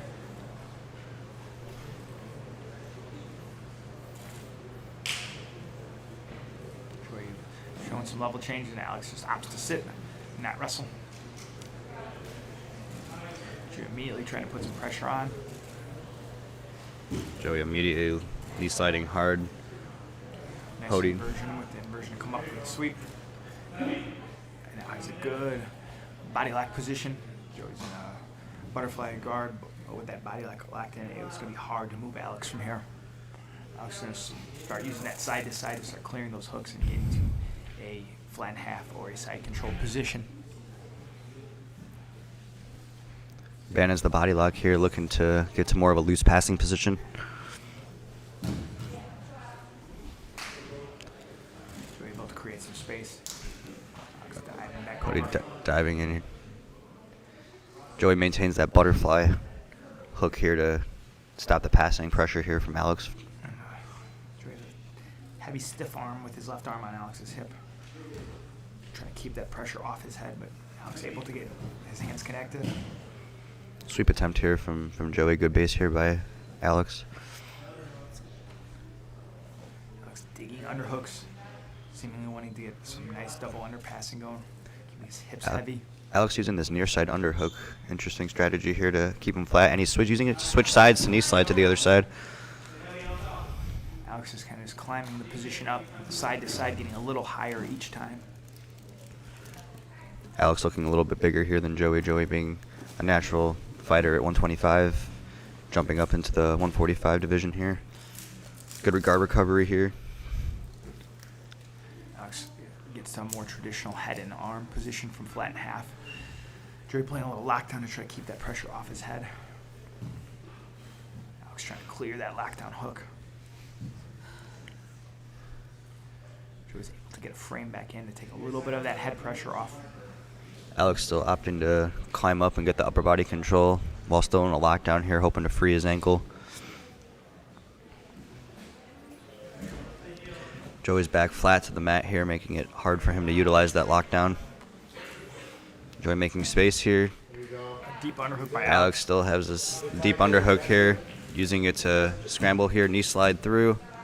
He's close to the pass. Joey throwing the legs Close up. to pass, but Joey still has his knee inside here.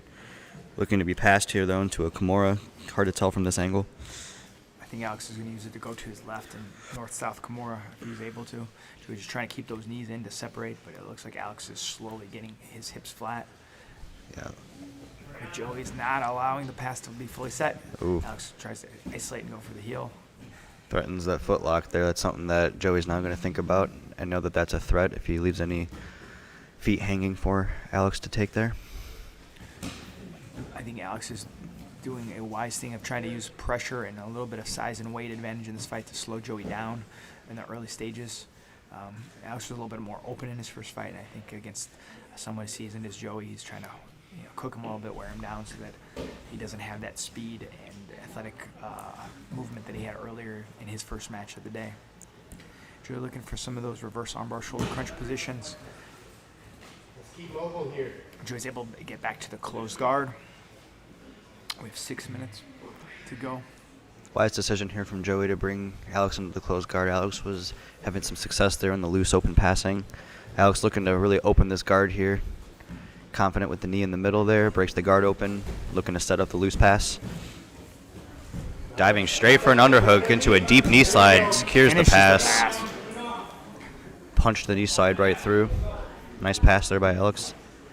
Lots and lots of pressure this fight from Alex, whether it's on the pass and just putting pressure on Joey. I'm expecting Alex to start trying to wedge that right knee across a little bit, start threatening the knee and belly, start threatening the mount, start threatening some control there. Make him carry that weight as he goes. Joey doing a good job trying to push his hips away and not allow that to happen.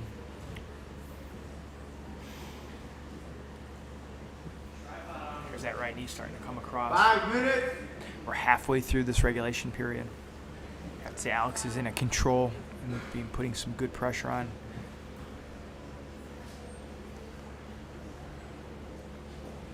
Not looking to rush anything, but just slowly get to where he wants to set up the submission or the back take he's looking for. Joey knowing that the rule set being submission only seems to be relaxed here, knowing that he's confident in his defense and his ability to possibly retain his guard here. Alex using that knee on belly. Knee on belly, trying to get to the mount. Looks like Joey traps 3/4 mount position here. Alex looking to drop low to get his head below the elbow here to start passing. Alex looking to get his ankle free. Appears to get his leg free here. back exposure. Looking for back exposure here. Ooh, nice reversal here by Joey. But But Alex following it relentlessly onto the back. And he's got the neck And he looks to be isolated. under the neck here. Joey's hand fighting, but it may be too deep. Joey's trying to wedge those hands inside, but Alex is Oh, it under looks, the chin. looks to be under the chin here, and there's And the tap. there's the submission from Alex Hodie. Beautiful back take and finish from Alex. Joey did his best to try to get out of that position, but it was too much. And Alex Hodie is now in the finals. He is our first finalist, one step closer to the $2,000 cash prize. Relentless back take there. Really beautiful jiu-jitsu from Alex. Use that pressure early to get Joey kind of tired and eventually get to that exposure of the back he wanted. And once he saw the back, he would not give it up. Really nice pressure, really good control. We're now going to be looking at our second men's semifinal, which is Pedro Serrano against Anthony Arnold. Two Californians fighting here in Chicagoland.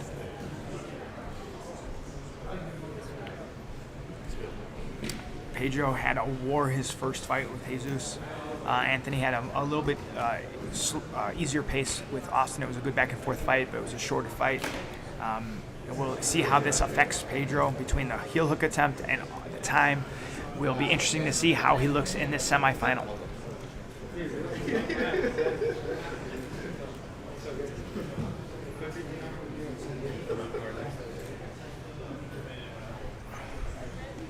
All right, next semifinals match. We have Pedro Serrano representing Gracie Baja.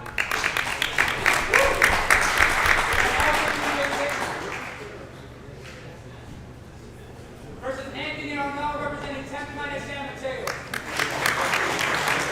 Here we go. We are underway here with our second semifinal match here. It's going off to a slow start here. Both competitors appear to respect each other here. Looking to do a little mercy hand fighting here. Pedro always looks so calm and relaxed in his matches. Nothing has changed in this one.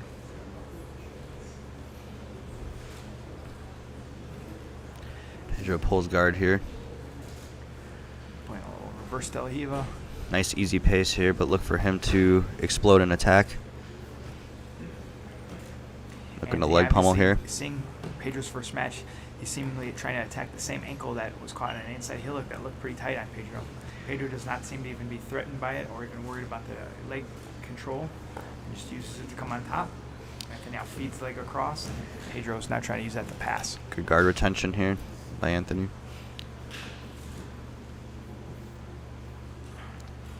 And we're back to our feet here. Back to hand fighting.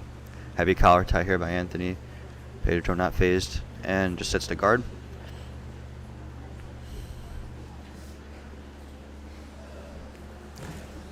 Waiting for Anthony to come forward here. Playing kind of a loose De La Hiva here. Possibly trying to invert through using this De La Hiva hook. Yep. K-guard. Yep, using to try to isolate a leg. Anthony keeps his knee line way out of the picture. And now we've got a leg isolation here. Pedro keeping that inside grip on the knee to try to separate those knees to try to keep his leg out of trouble. Set up his own leg attacks. Both Now- guys look very comfortable in this position. And we've got Anthony here riding a single. Pedro using that to counter to a leg entanglement. Getting to that K-guard entry. Looking to use the 50-50 coming up into a potential saddle here. Anthony Nice. keeping his knee lines clear. A nice bite on Anthony's left ankle. Could be looking for a steamer lock. Could be looking for a straight foot lock on that outside. Anthony's right leg is still kind of wedged underneath here. Okay, we've got an open position here. Looks like Anthony coming back on top. Trying to find a path to pass the guard of Pedro Serrano here. Pedro almost just leaving those legs dangling, asking Anthony to take them. Looking not threatened at all by the guard pass. About 7 minutes left in this match.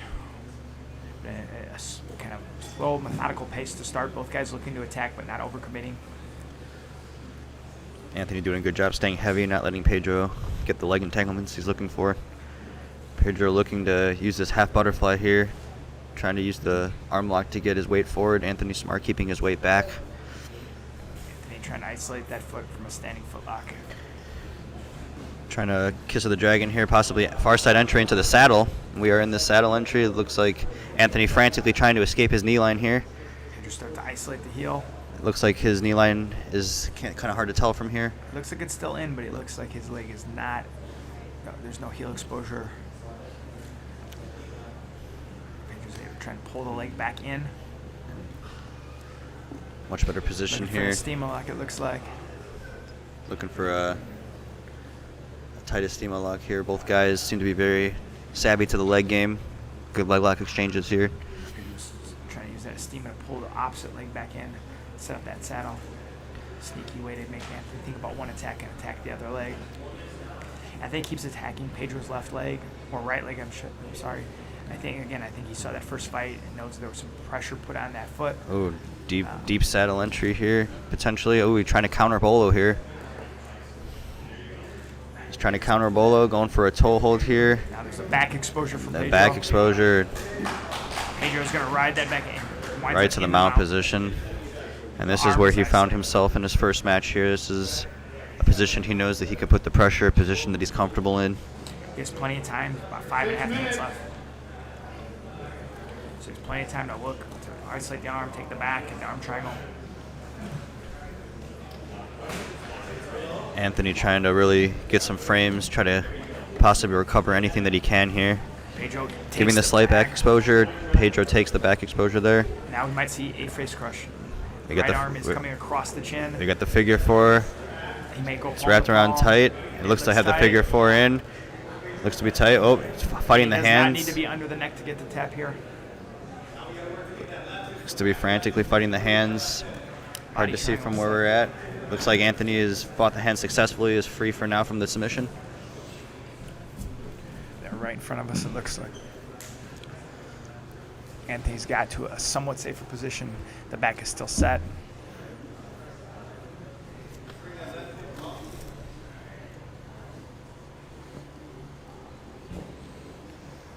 Pedro shooting that right arm under the chin, trying to finish. Anthony doing a good job trying to keep his neck and head free. Pedro has a lot of time to work, over 4 minutes left. Doing a good job maintaining this back control here.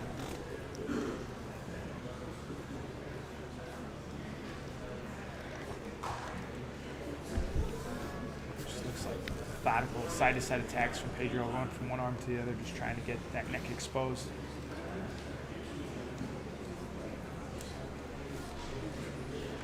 And we're going to reset in the middle from that back body triangle position as they're about to run into the commentator spot. About 3:45 left in the match. Pedro Serrano here finding himself in this body triangle position. Anthony getting a chance to feel this before potentially going into overtime, getting a feel for Pedro Serrano's back control. Pedro's doing such a good job with that body triangle. Anthony really can't get any angle on his hips. He's just kind of stuck hand fighting. Switching sides on the body triangle here. Going side to side. Anthony really trying to fight the hands here, trying to desperately get his back to the mat, but the body triangle is keeping such control of his upper body and his hips. 3 minutes. Pedro now starting to walk the legs up a little bit, try to isolate arms. Looking to open up a little bit. Anthony's still doing a good job hand fighting, not giving up any space. Looks to have an arm trapped here potentially. The right arm is trapped. Right arm's trapped and spinning through. Spinning through. Right to Williams' guard though. Pedro already attacking here, going for omoplata. Really nice defense and using it right away to get into his own saddle entry. We've seen a lot of good escapes. And he's right in the he's, line. he's locked here in the saddle. And Pedro Serrano wisely comes up on top, spins through, and is now in smash Senkaku.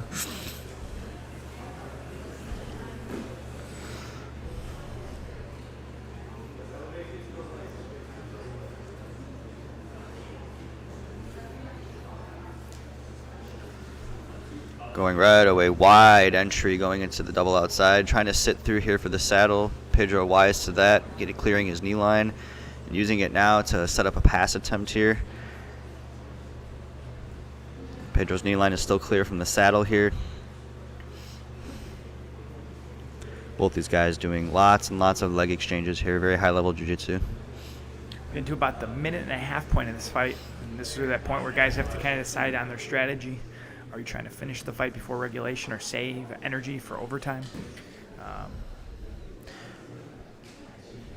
Both these guys appear to be hunting submissions like they want to finish in regulation, which is what everyone wants to see. Especially after the long fight Pedro had in his first round, you know he does not want another drawn-out overtime. But Anthony's doing a good job of not letting him get to that submission. Again, the mount, back exposures. Pedro has about a minute left from this mount position. He has plenty of time to get that arm triangle or the back, but Anthony's doing a good job of just not giving him that submission. 1 minute. We have 1 minute left. I think we're going to reset in the mount in the center.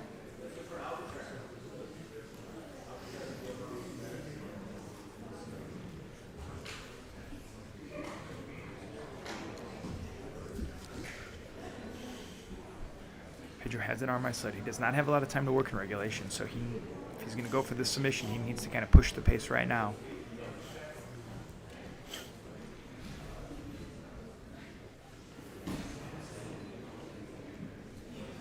Anthony trying to bridge here. Pedro might be looking for an armbar / mounted triangle. Pedro looked like he's hunting this submission. Yep. Despite being less than a minute left, it looks like Pedro's still wanting to finish the fight. He's got about 20 seconds to finish. Going Right nice to the knee bar. leg entry here, going straight into a nice knee bar. And it looks Looking to try to get some leg isolation here and a counter leg lock entry here from Anthony on Pedro. And we are hit the end of regulation. So we have another overtime for Pedro.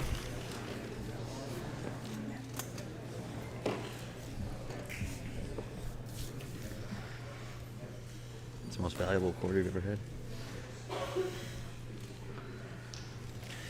So Anthony wins the toss and opts to attack the back in the first round.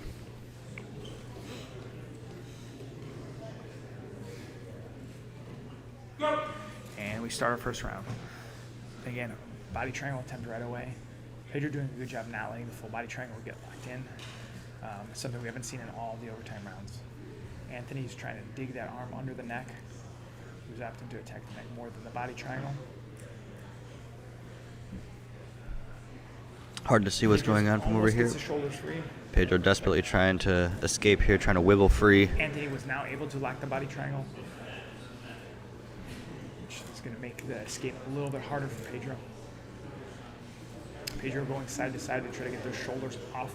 He's able to get his head to the floor inside of Anthony's, which is a better option, but the body triangle is saving Anthony's position. Pedro's going to probably try to use his free foot to try to clear that and start setting up the escape. He's able to now get the wedge the foot inside or the knee inside. Try to turn back over and make it a guard position, but he's not able to get that hip angle. Pedro trying to spin and find himself back in the body triangle position here. Both of these guys are kind of long and lanky for 145, so they both have those long legs that can make the body triangle very, very hard to deal with. We are past 1 minute of ride time for Anthony Arnold, so he's doing a great job with the control.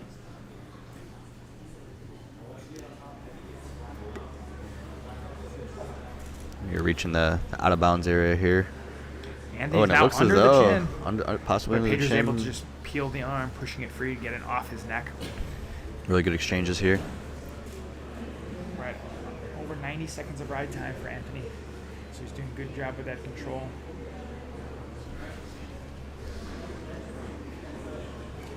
They're almost wedged there against the wall. There's only 10 seconds left of this overtime period. Pedro looks to be able to make it. 4, 3, 2, 1, time. But that is time. So 2 minutes of ride time for Anthony Arnold. Pedro will now be attacking his back.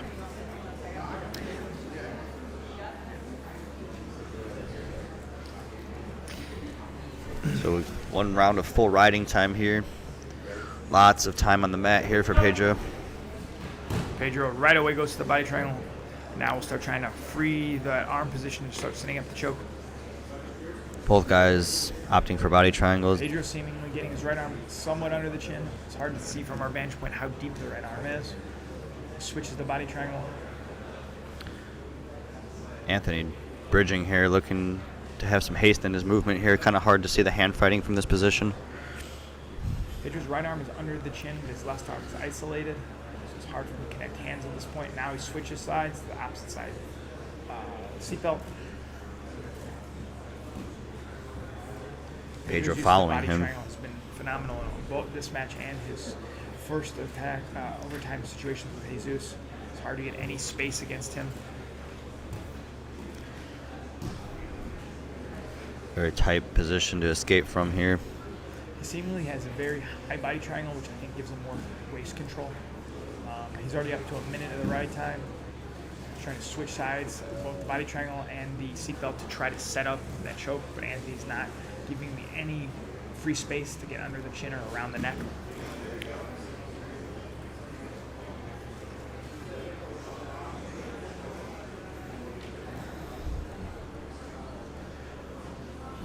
Almost up to 90 seconds of ride time, so there'll only be about 30 seconds left in this overtime round. We may be looking for another kind of long drawn out overtime war like we had in Pedro's first round matchup.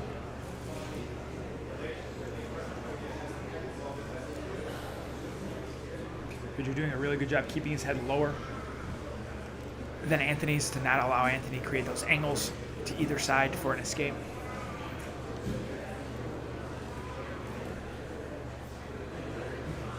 Short time left in this round.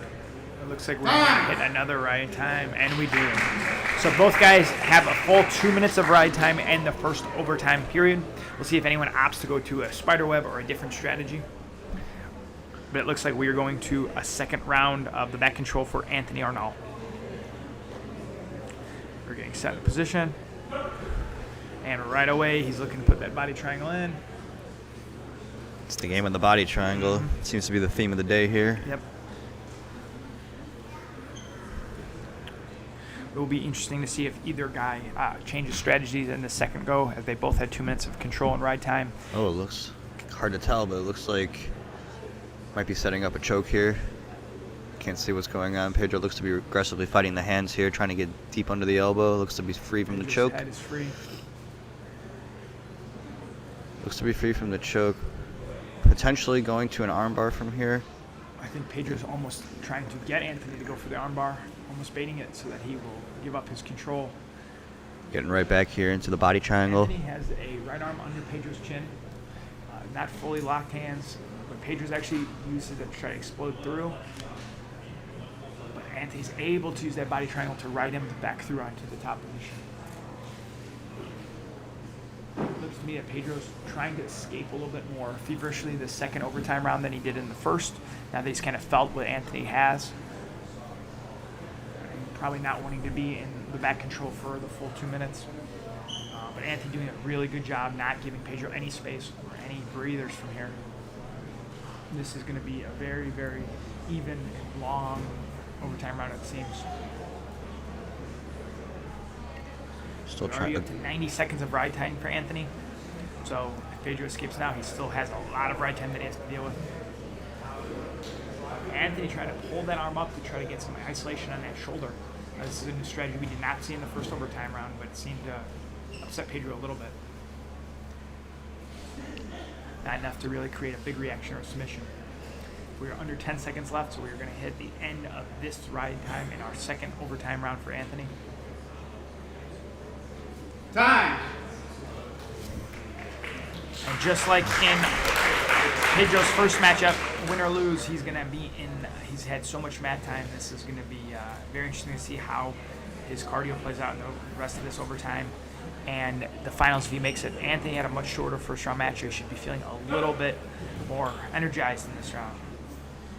Trying to desperately go back, trying to get his back to the mat right away before the body triangle comes in, but Pedro looks to have a little bit of connection on his hands under the neck. He may be able to get the submission here. Pedro really looking to aggressively fight for submissions here. But Anthony's able to clear those hands and clear that arm again.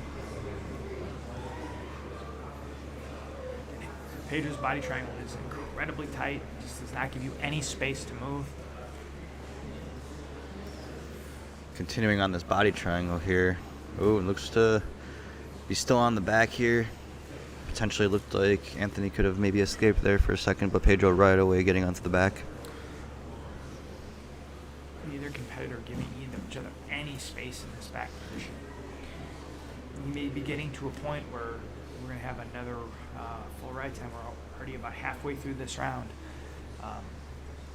Neither guy looks to be changing their style or their strategy very drastically. Both are working very hard, but both are kind of negating each other. And as I say that, Pedro may have the strength line. Pedro really going to attack hard. Ooh, and he is out. out. He does. Went hard for the submission, but And that was 1 minute and 15 seconds or so of ride time for Pedro. So now Anthony has a about 45-second lead in the ride time.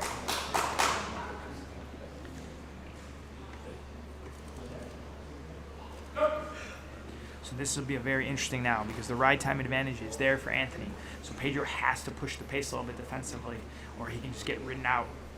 And Anthony obviously knows he is winning that ride time battle. So it's going to be interesting to see if he tries to really go for the fight or just tries to continue his ride time lead. it's a lot of times you see, people want to go for the kill, but unfortunately sometimes when you go for the kill you sacrifice losing position, and in that situation it ended up biting him. But props for going for the finish there. It looked like he had a tight bite, but Anthony was able to wiggle his way out and escape the position. Pedro definitely opening his body up a little bit, reaching his arms back to try to create some space. But Anthony is not giving up that body triangle and that control.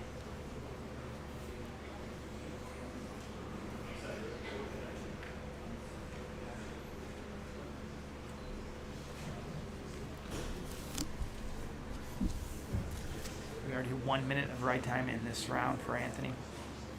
His back control is just like so solid all 3 rounds.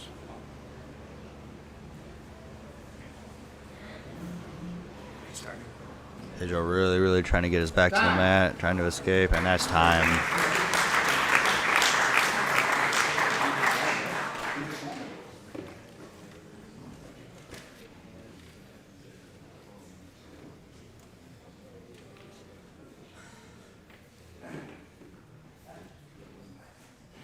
So now Pedro has 1 overtime left to try to finish the fight here. If he does not finish, Anthony will win on the ride time. He has to have 1 minute and 12 to finish this submission. If he does Expect not, to see Anthony some wins. aggression here. He's going to really be trying to hunt this submission, having just a little over a minute here to work. Pedro seems to have some squeeze pressure on Anthony's neck. Could definitely see the intensity here picking up by Pedro, really trying to aggressively get this submission. I guess we're going to see some face cranking, some forearms across the mouth and nose. Every little trick, every little piece of pressure you can to try to get the finish. But Anthony knows if he just does not allow that choke to get set, he will be in the finals and fighting for $2,000 against Alex Hodi. This has to bode well for Alex, watching these two guys really grind on each other in the semifinals after he had a tough but much shorter match with Joey. We have about 30 seconds left of the ride time. If Pedro does not get the submission, Anthony will win. Anthony doing a good job defending here. Pedro really trying to hunt this submission, trying to find his opening here, but Anthony doing a really good job fighting the hands, getting on. He has a face crank. He got the hand across the face here. Less than 10 seconds left to finish it before the ride time. And Pedro really looking to try to get an angle, but Anthony fighting the hands here. Time. And that is time. And Anthony will move on here to the finals. Moves on by ride time. This has to be a little bit of an upset as Pedro is the 2-time Midwest Finishers champion previously. But Anthony's able to take it. Anthony moves into the finals. Incredibly impressive performance by Anthony against such a skilled competitor. The 10th San Mateo competitor will be competing here in just a few minutes for the finals. We have another super fight coming up between our men's and women's finals, or semifinals. We have Nolan Vincent against Israel Rivera. But we're going to take a short break before we hit it.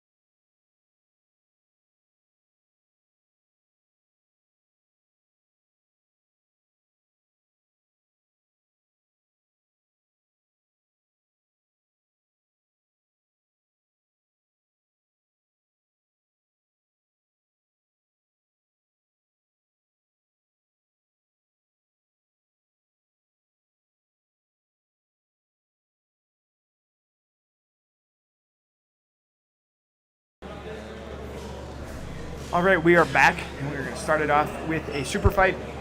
We got Nolan Vincent from Real Movement Martial Arts under Joey Deal against Israel Rivera against 10th Planet in Chicago. It's an open rank super fight.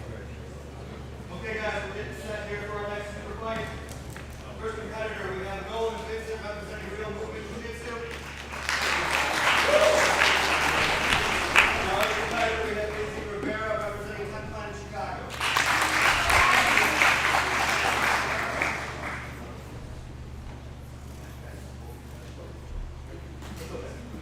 So we are back live.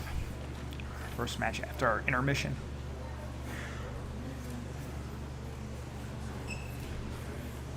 Israel is a very tough competitor from 10th Planet Chicago. I'm Josh Cassini. I've had the pleasure to train with Israel quite a bit at open mats over the years. Very strong, technical competitor. I'm not as familiar with Nolan, but Nolan coming from Joey Deal School is going to be well prepared, that is for sure.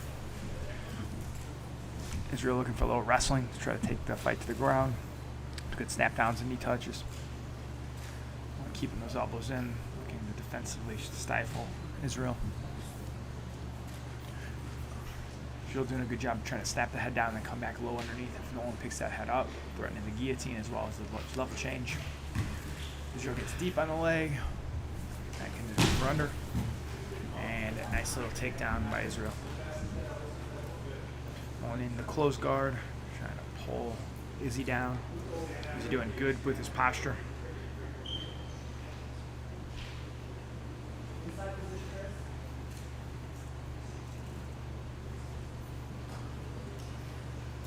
Nolan like to control those wrists. Israel trying to control the wrist back and try to stand up and open that guard.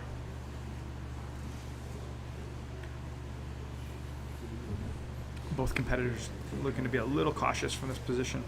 Neither guy really trying to push the pace yet. They're trying to feel each other out a little. Israel putting pressure on Nolan's ribs to try to keep him flat and then sitting back to try to push the knees open. Nolan trying to get some good wrist control. I think trying to break Izzy's posture to try to start climbing his guard up, but neither is getting too far into their attack stretch.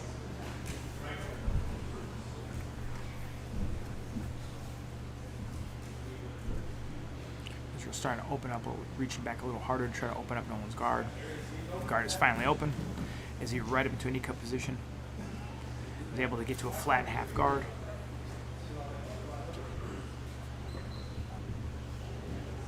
We've seen a lot of flat and half guard today, a lot of head and arm control. Israel putting good heavy shoulder pressure, making Nolan look away to try to free that right leg up and either come to the mount or step back to more of a knee cut style pass.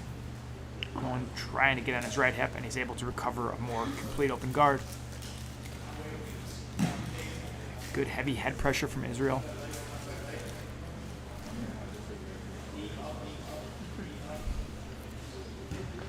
Israel looking really solid on top, but Nolan doing a good job of keeping the pass from ever getting completed. Using some good frames and knee shields. Israel with a nice, simple throw by pass right to north-south. He's now playing a little knee on belly to try to keep Nolan down, trying to slide across the mount, but Nolan's able to trap the leg. He's looking for a little bit of a leg trap, and now we are back to our feet. See if either opponent changes strategies after Israel gets a little bit better of those exchanges being in the top position. Izzy again trying to be heavy on the head and then level change. Nolan trying to clear those grips on the head. Nolan with a little snap down of his own. Both guys really trying to work the head. A little 2-on-1.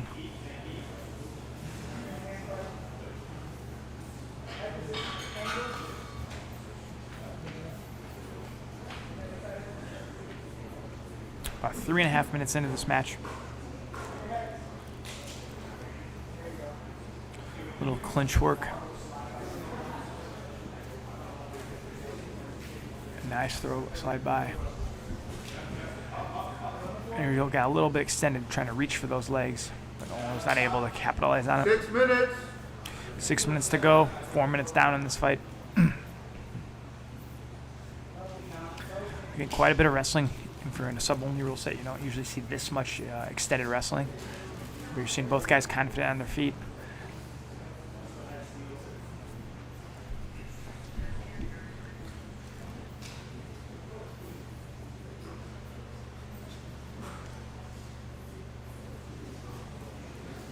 Both seem to look for similar attacks, a lot of head control, and then trying to go to 2-on-1s, getting it outside, trying to throw by. Izzy's been a little bit more aggressive on his level changes, going for the legs, but he's not really getting anywhere, and Nolan's defensive wrestling is holding up very well. Nolan being a little bit more methodical in his stand-up tie-ups.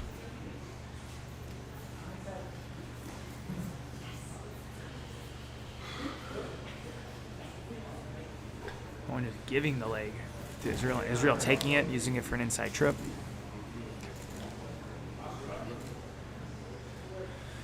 We get back to this close guard position we saw earlier in the match. And same kind of strategy. Wrist controls both from the top and bottom, both people trying to get ahead in that battle, but neither guy getting too much success. We're just past halfway in this match. We got 5 minutes, just under 5 minutes left.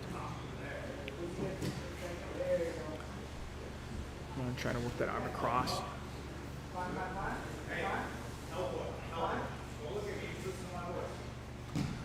Nolan now has a decent angle. He's got trying to bring those legs high as he hooks his right arm under Israel's leg, looking for a little pendulum sweep armbar action. And we just reset to a basic close guard. We have about 4 minutes left in the round. Neither guy having a significant advantage. Nolan's starting to open up and getting a little bit more aggressive from his guard. He's just trying to stay smart and get that guard open. Nolan throws the legs up. The guard is now open. Israel now starting to go a little throw by, side to side passing, right into a nice knee forward, knee cut. Again, using that head pressure, threatening the guillotine. As he listened to his coaches, Josh Passini on the sideline, giving him some advice. As he nodded that he heard what he said. But Nolan just getting back to a good, easy guard position. And they're now back to the feet. Again, pretty even fight so far.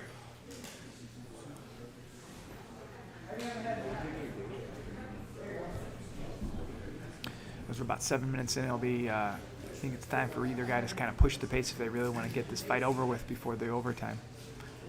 Both guys seem to be negating each other a little bit. Similar strategies, similar skill sets. 3 minutes.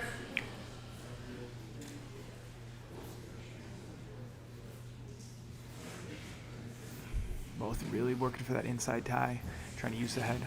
It's the first real level change we've seen from Nolan, but Israel was able to stuff that out pretty quickly.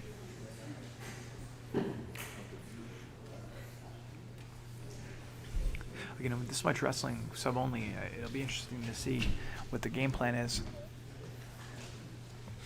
with no judge decision or points. Just getting a takedown and using all this energy and time is not really helping them get to where they would necessarily want.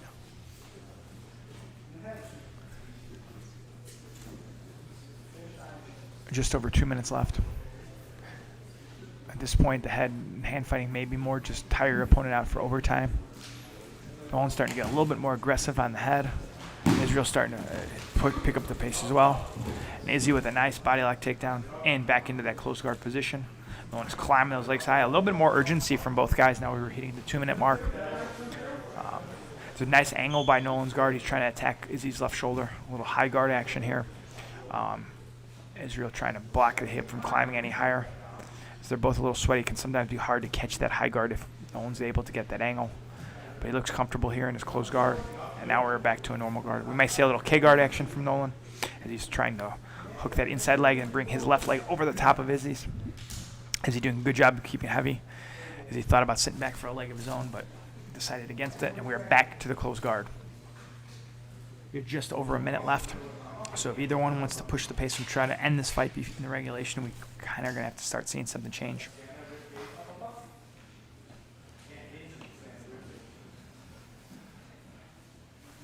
Again, this back to this hand fighting, wrist fighting battle we've seen a few times during this match. 1 minute. 1 minute to go. I wouldn't be surprised to see Nolan shoot some submissions up or Israel sit back for a leg lock as we have short time left.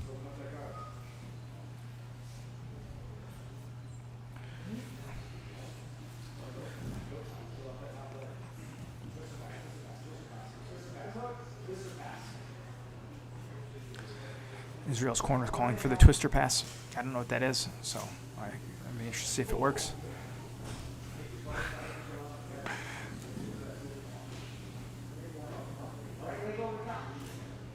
Nolan looking for a little shoulder crush, but Israel has some good inside hand position. Now has that reverse armbar, but it's not close. 15 seconds left. Israel dives across, looking for that guillotine. Actually has a really nice pass position with head control, but he's going to have a very short time to actually try to finish this submission. Time. And we are headed to the overtime round.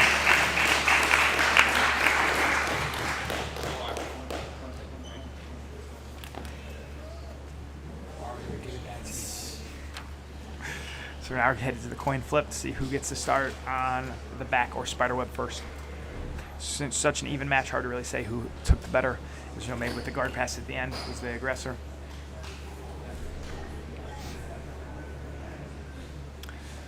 And it looks like Israel will be starting on the back and Nolan will be defending in our first overtime round. We get our position set, 2-on-1 from Nolan. Seatbelt in. Nolan with a quick, almost full escape already. It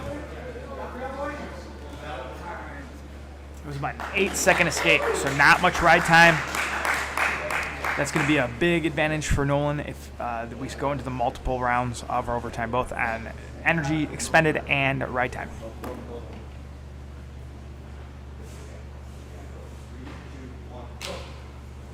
Nolan immediately trying to get that body triangle, and he's able to.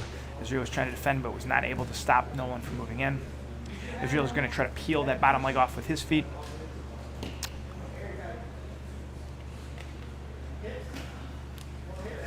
And he's able to get the rear naked choke about 15 seconds into the overtime, giving him the win in overtime. Very even performance, and Nolan was able to take over in the overtime. Very solid performance. Now you're getting ready to move into our semifinals of our women's bracket. We are going to see in our first semifinal, Claire North against Adelia Kolonowski. Both women had submissions in their first match. Both looked very impressive. They both had a lot of time to rest with some super fights and brackets, so this one should be a barn burner. Claire has to be one of the favorites, as we said, coming in with her background and pedigree. Delia looked really, really solid in her first match as well with a quick submission. Semifinals match within the bracket. We got Claire North representing Timmy 1, BJJ. Versus Adelia Kolonowski versus out of Detroit, BJJ. We have a purple belt versus black belt matchup here. Both seasoned competitors in the IBJJF. Again, Claire immediately sits to a guard just like she did in her first match. She looked phenomenal from her closed guard. It'll be interesting to see if she tries to employ the same or a different strategy. Delia immediately on an ankle, trying to set up straight full lock / a yoki lock. Claire looks to be controlling her leg, trying to pull her back in. Trying to enter possibly a K guard there. I think Delia knows that Claire's closed guard is very dangerous, so she's going to try to stand outside. Claire with a little shin-to-shin action, trying to get her own leg right into an ashi. Right, the Ashigarami here. She's a really good toe hold position. Just looking to Delia, leg pummel here. Trying to transition to the other leg here. She's pulling into the traditional Ashigarami here. Trying to isolate a leg here. Delia has Claire's foot. Claire does not look concerned. But now Delia gets a better bite on the outside position. Claire's going to use it to come on top. Trying to maybe go for a Terra lock here. Yeah, Terra lock is there. Claire's knee turn to the outside helps relieve that pressure. So we get a change in position here. Claire now on the top position, looking to set up her passing. We did not get to see her play top at all in the first round. She may not. She's looking for a toe hold. Going right for this toe hold here. Getting that ashi, but Delia also has the control of Claire's leg as well. She's really going for this foot flex here. Using the foot flex to potentially open up. Back up. Claire's hip. Her own ashi. Counter ashi entry here. Interesting that both girls are opting to play more traditional foot Oh, locks. we got the toe hold here. Straight foot locks, not as many heel Oh, hooks. transition to the knee bar here, and there's a tap. Claire with the knee bar. So that's 2 quick submissions for Claire in 2 fights, and she is on to the finals. Real clean transition, using the toe hold to get the threat for her to extend the leg, and upon the leg extension, switching to the knee bar there. Really smooth jiu-jitsu. So now we're on our second women's semifinal, and we have Nabila Martinez against Sheila Lindsey. Sheila had a quick submission in her first fight. Nabila had a tougher battle with Katie Bocek in the first round, where they went into overtime.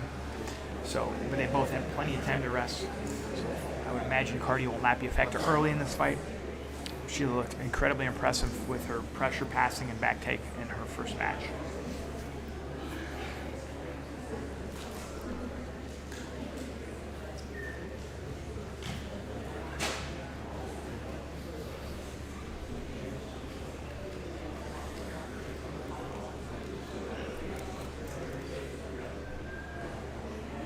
Lots of really good quick submissions here.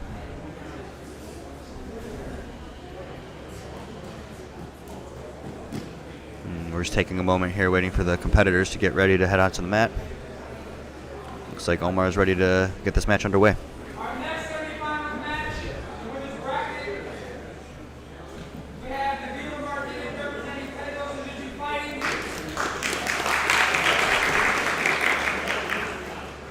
versus Lindsey out of Magnus BJJ.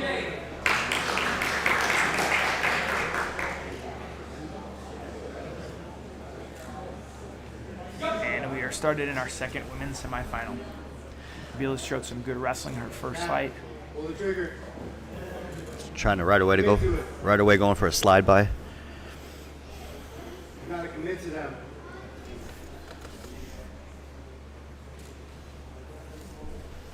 Neither competitor here looking to pull guard. Good collar ties to start the exchanges here. Both competitors. Nice slide by right to the back. Nice slide by right to the top. Pass. Complete the pass. Let's go. Sheila immediately wedges the knee back in to try to prevent the side control, and now is getting back to an open guard, but Nabila's still in a good passing position with that knee pressure. Nabila, super slick slide by to get to the fight to the ground here. Sheila holding out with a loose knee shield half guard in a safe spot. Definitely not where you'd want to be to start with Nabila's pressure from the top. Get underhook, chest to chest. Nabila looking for an X pass here. She's starting to get underneath and uses it to come up. Good counter wrestling and right away hunting the head. From her first match, I would not want Sheila on my head or neck. She looked incredibly strong from there. Here. Get your frames. Frames. She's looking to wrap those arms, wrap that head up. Wrap that ankle.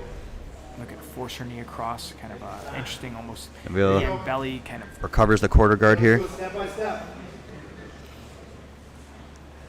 Sheila really looking to continue the knee pass through here to try to get that ankle free.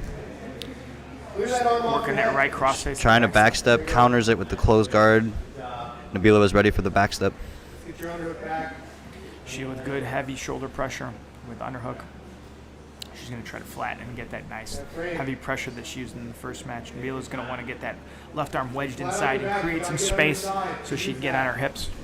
Nabila try to utilize in the lockdown, her corner calling for her to get off her back, make it hard for her to do it when she's flat on her back here. Sheila looking like she's going to be able to get her knee free here out of the lockdown. Really getting a nice tight crossface here, good underhook. Good position here for Sheila to keep continuing the pass. Nabila recovers the lockdown here. Nabila trying to fight the inside position with her hands to potentially get to her side. Now we've got a tight crossface here, looking to peel her leg out. Danger from the lockdown here. Looks like Sheila's knee is almost free, trying to wiggle that foot free out of the lockdown. And it looks like she's going to get the foot slowly out of the position here. Nabila trying to hold on to that. I feel like Sheila's almost trying to get Nabila to try to bridge, kind of tempting her to bridge so that she could use it to clear her leg without having to pull it out herself. Nabila not taking that bait. But the shoulder pressure is just getting tighter and deeper, kind of second by second. It's going to slowly wear on your opponent. Very strong crossface here, really hard, like negating Nabila's ability to utilize her guard here. And Sheila still has control of that knee in her half guard there, so she might be able to utilize that to off balance Sheila to just try to create some space here. Nabila's really being saved by her right arm. Framing that hip there, keeping good elbow position is now allowing Sheila's hip to get heavy or step in. Nice, keep it. And Nabila is able to get Nice back. pass attempt here. And they work back to their feet. Really nice job there by Nabila, keeping her composure there. Good frames, good attacking by Sheila, really grinding her down. Let's see how the energy levels are here. They both appear to still be pretty fresh here, so expect some action. We're about 4 minutes in. Both women have had good moments of offense.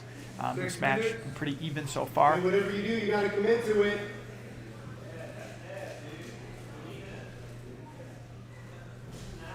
Nabila's coaches are definitely telling her to believe in her wrestling, to believe in her takedowns.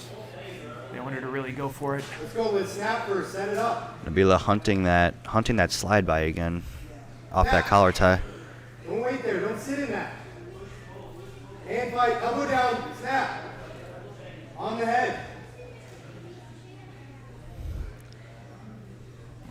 Go. Don't hang on the ties. Just got He's fighting head to head now. Getting in this. head to head. Nabila having 2-on-1 wrist control here. Let's see what she can do with that. Sheila still has a collar tie here. Nabila looking like she might be trying to take a slide by here off of that collar tie. There she goes. Sheila's seeming to get a little bit more wise by that slide by. Now she's waiting for it a little bit. We're about halfway through, 5 minutes in. Hey, we got to chain stuff together. Do one move. As we get deeper into the water here, we'll look to see how Nabila's energy holds out after that war she had in the first round. Sheila looking to play a little bit more heavy on the head, I think, trying to tighten Nabila out. Uses it to ride the single here. Nabila trying to fight the single leg here. Flying leg and scissors, looking going for for that a heel. leg scissor. Get that knee line back. Get the knee line back. Yeah, it looks like Sheila's able to clear her knee line. Come up. Use it to come up. Very nice attack, though, by Nabila. Really nice counter to the single leg there. Sheila wisely keeps her legs and knee line free from the attack. Convert. Keep coming up. Sheila now Nice has head back control, step. unable to finish the pass. Powerful pass here. Side control position. Nabila still has her frames here. And let's go. Breathe. Get your arms back. With just over 4 minutes, Sheila has time to work for her finish. Nabila definitely sounds a little bit tired. A little from bit over carrying 4 weight. minutes left here in the match. Sheila's getting heavy shoulder pressure. She's starting to wedge that left knee across, and she gets them out. I think the pressure Sheila's been exerting is starting to wear on Nabila a little bit. And I think Sheila can feel that and hear that. She's starting to get that arm across, looking for arm triangle, looking for the back take off it. And the arm triangle's starting to get set. Sheila's Get that elbow down. Sheila's going to use it to take the back. Aggressive. She's breathing hard. Now here comes the hands under the neck. It looks like Sheila's it's hard to see where the hands are. It looks like she might have her hands clasped together here. Feel it off. looks a little bit of a face crank. Can't really see where it is, if it's under the neck. Just looking to lock in that figure four grip The here. other side. Other side. Nabila looks like to be hand fighting here. Can't tell if it's under the chin, and there's our tap. Sheila's able to get the rear naked choke. Just about 7 minutes in. Tough match.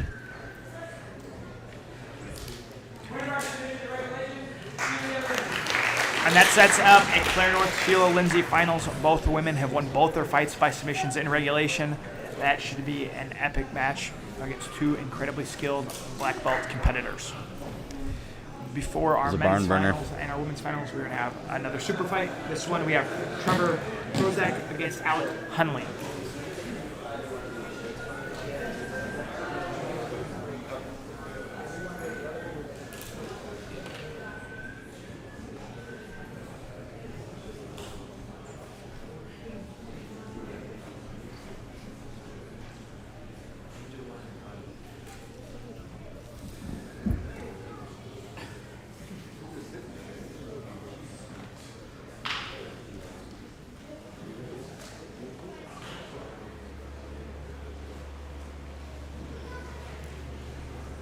So we have 4 matches left, 2 super fights, and our 2 finals, our men's and our women's.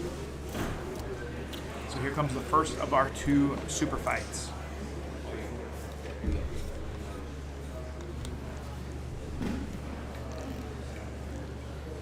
Alright, first super fight. We have Trevor Prozac representing Bootblacker BJJ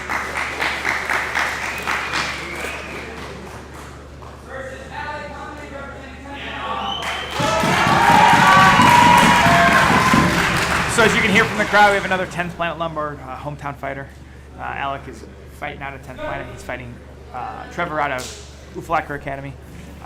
It's kind of contrasting styles. Uflacker Academy is much more known for the more traditional IBJJF style jiu-jitsu, and obviously 10th Planet Lombard is much more 10th Planet style. So two incredibly skilled grapplers, kind of different school backgrounds. So it'll be interesting how they play in this rule set. Already a very flexible looking guard here. Trevor trying to jump by and look for some head and arm control. Real intense pace here to start this match off. Both these guys looking to get to work immediately.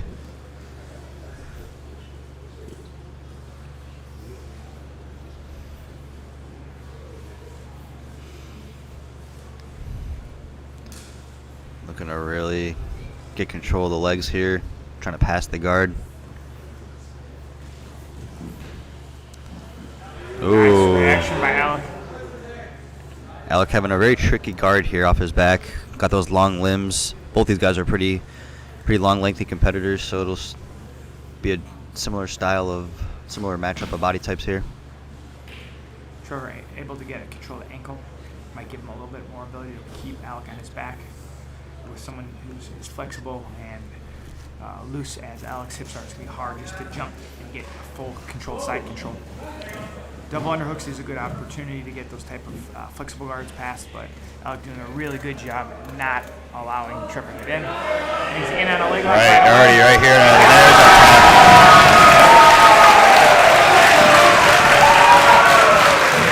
A quick heel hook from Alec Hundley.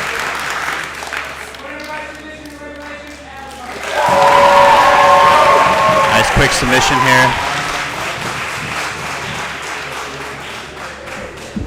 So we're now going to be moving on to our men's finals. Alex Hodi against Anthony Arnold for the $2,000 prize.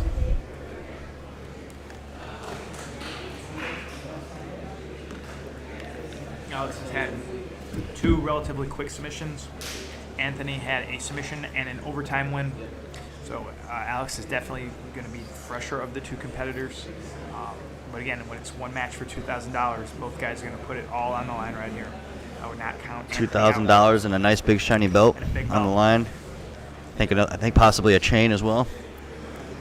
Anthony has definitely had an incredibly hard road, having to take out Pedro Serrano in the semifinals, who was a two-time Midwest Finishers champ. And now having to fight Alex Hodi, who's also one of the favorites in it. So he's made a great name for himself no matter the outcome of this finals. Do not count him out because he's looked great.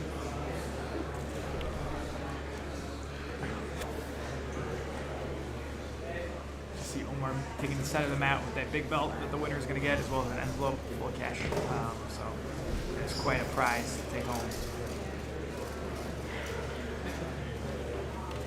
We're looking to get underway here. So we've got our men's finals here. We've got one more super fight, and then our female final will be the last match of the day. All right, guys, we got our first finals match in the men's bracket coming up first. We have Alex Hodi representing Roots Jiu Jitsu. Alex Hodi representing Roots Jiu Jitsu. Versus Anthony Arnold representing 10th Planet San Mateo. Expect some intensity in this finals. Both these guys will want that belt and that cash, and get that name into the record books. And we are underway here in our men's final. Interested to see what the strategies are here. Expect Alex to be the fresher of the competitors here after a barn burner match with Pedro Serrano in the semifinals for Anthony.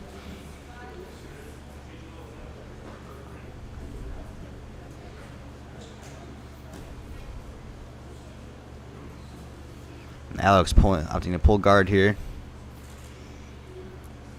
Alex had some pretty good success off his back, off his butt, being able to scramble, get to a top position. Comes right up to a blast double. Right to a butt wrestling and immediately into the side control position. Alex has an arm isolation. Right Really away, high maintaining the side control here. Anthony getting up to the turtle position here, and Alex already looking to hunt the back here. He jumps on the back. Beautiful and Alex. right into the back control. Alex on the back, plenty of time. We know how hard it is to submit Anthony from the back. We've seen it in the last match. He's doing a And great trying job to spin scramble out. Alex staying on top, keeping good pressure here. Really putting the pressure. Anthony gets his back to the mat. He's still in danger in the mount. And we saw Alex Hodie's ability to retain the back, really relentless hunting the back. So expect a struggle for Anthony to recover any kind of a guard from here. We have that arm triangle position. Already hunting that arm triangle. Anthony fighting to get his guard back. Looks like he was able to recover an ankle here. And we enter sort of a 3/4 mount position here where Alex still has the underhook here. He's still fighting on the back here. Looks like he could be falling, going straight for an arm lock here. And escapes the arm lock. Very tight. And immediately pushing. Intensity is high in this finals. Some aggressive collar ties here. Alex really putting the pace on Anthony. I think he senses those tough rounds earlier and wants to make sure that Anthony does not get to rest or relax during this final at any point. Going right away for an armbar. That was a real tight armbar. Anthony really had to defend hard to be able to escape that. And Alex trying to counter Bolo off the reverse De La Riva. Anthony trying to attack the legs off the back. And Alex Hodi looking to possibly dive through, maybe potentially crab ride here. Yep. He's trying to maybe come up into a leg drag. Oh, he's looking to isolate the knee bar here. He's looking for that knee bar. That's tight right under here. That is a tight knee bar. That is a very tight knee bar. Anthony's just able to go down. I was looking and to it looks control like the heel. he escapes that knee line here. And Alex Hodi abandons it. Real tight submission attempts. Good knee bar, good arm bar attempt here. Alex clearly ahead. Anthony is really showing his toughness in this tournament, in this finals alone. Real tough pass here. Alex Hodi has the body lock here, keeping real tight control on his hips, not letting Anthony escape anywhere. Anthony desperately trying to fight for his frames on the inside here. We're just over 3 minutes in this match, and Alex has been attacking the entire time. Multiple deep submissions. Anthony's just trying to get a place where he can get control and breathe. Spinning over to the back here. Maintains the mount, but he wants the back. Gets the body triangle. Super slick. Alex has over 6 minutes to work. He's looking already to isolating an arm here. Alex Hodi wants the finish. He does not want this to go to overtime. He's looking to finish it right here, right now. Anthony doing a good job peeling those hands, trying to not let his arm get trapped, and trying to just keep a little bit of pressure off his neck and body.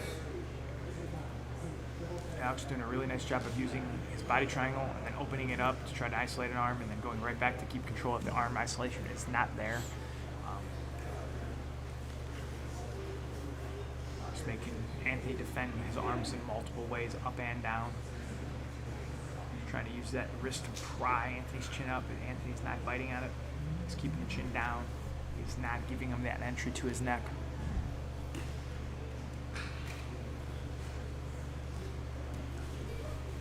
Trying to trap that arm here. Just looking for that straight jacket control. It appears, I can't tell.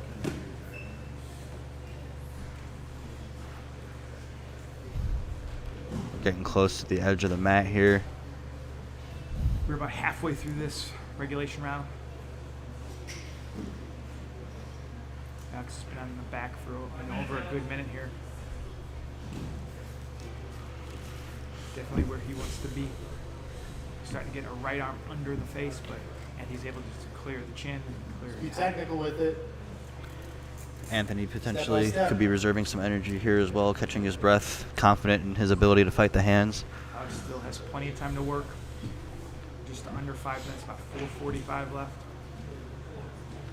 It's a lot of time left here for these fierce competitors. Oh, and The body triangle just stays in. Alex really hunting for that finish. You can see the tenacity in his movement. From our angle, you can see pressure being put on, redness in the face of both these guys, fighting for every hand position. And Alex really getting aggressive, trying to get an arm under the chin here. He's not giving Anthony a second to breathe, but Anthony's not cracking. He just keeps fighting his hands, keeps freeing his chin when he needs to. 4 minutes. 4 minutes left. Body triangle's open for a second. He's got that body triangle here. And Alex Hodi really throwing the kitchen sink at him. Anthony defending well. Squeeze on his ribs. He's breathing hard.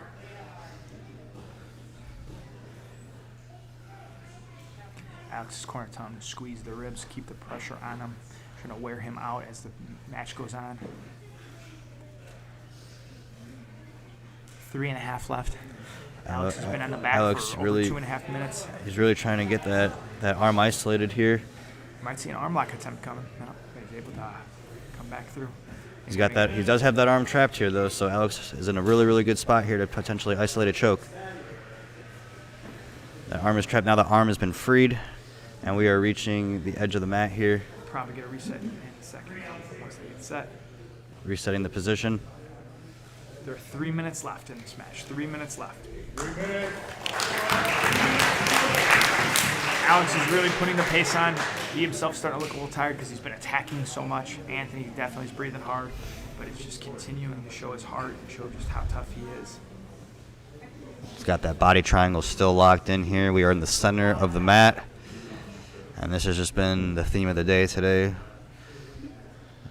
Yeah. Body triangles and body triangles being the preferred method of control here. Makes it very hard for the guy to escape.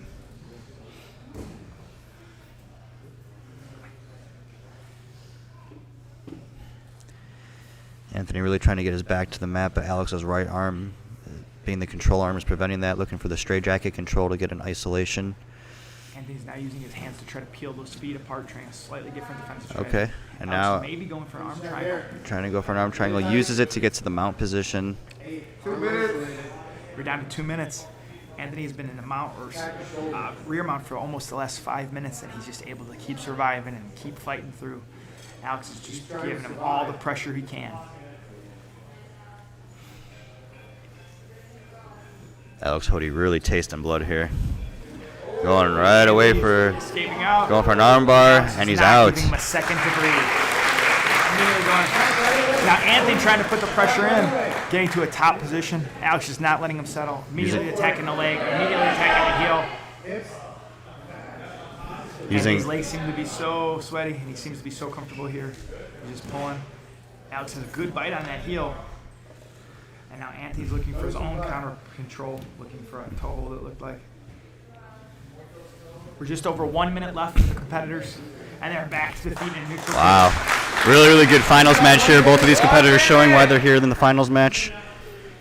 Good intensity, good pace, really good defense by Anthony, relentless attacking by Alex. Pulling guard here. I have a feeling Anthony may keep it a little bit on the outside and let himself recover a little bit as there's short time left. A little less than 2 minutes to work here. We're under a minute. We're about 40 seconds left. Are we? Excuse me, I can't read apparently. Ooh, going right for a knee bar. Right for a knee bar. Anthony just is so comfortable when he gets to these extended legs positions that he doesn't even react to incredibly tight arms. Diving hard for a knee slice.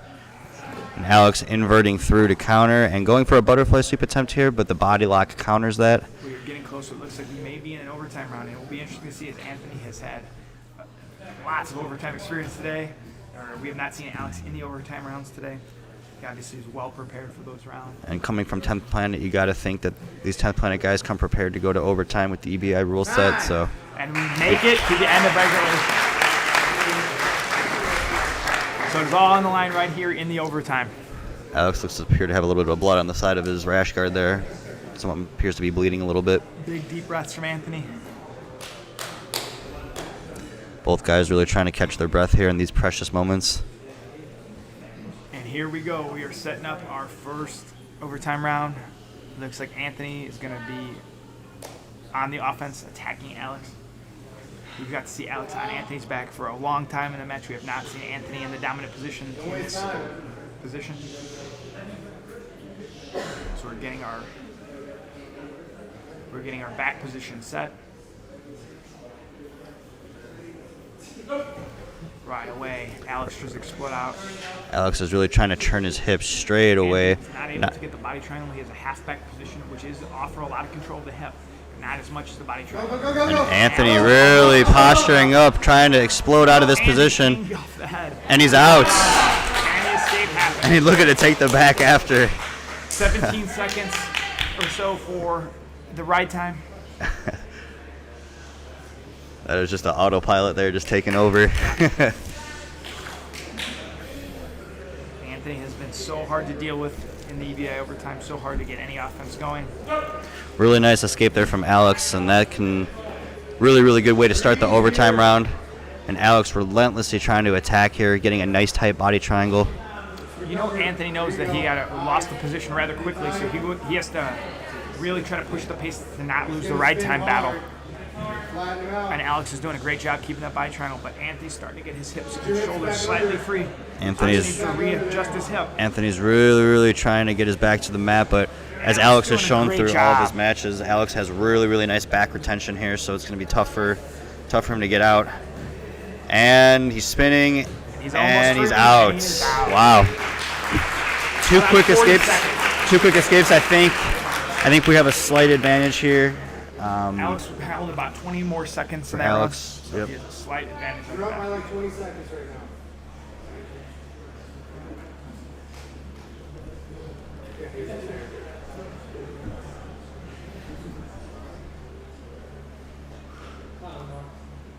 So we're getting to the back control position here, and once again, Alex Hodie finds himself having to escape the back here. See if Anthony can get that body triangle he was looking for. He's really looking for that body triangle. Alex does not want to give him that body triangle. Fight every He's fighting those legs, trying to use his butterflies, and the body triangle is locked in. Go. Feel that hand. Hip.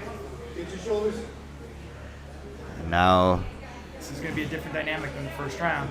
Alex really trying to aggressively escape here. This is an interesting hip position.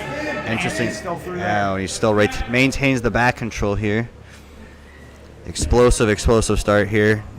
Alex really giving it everything he's got to try to spin out of this body lock, but that body triangle is a hell of a lot to deal with. A lot of pressure on the ribs as you're trying to rotate.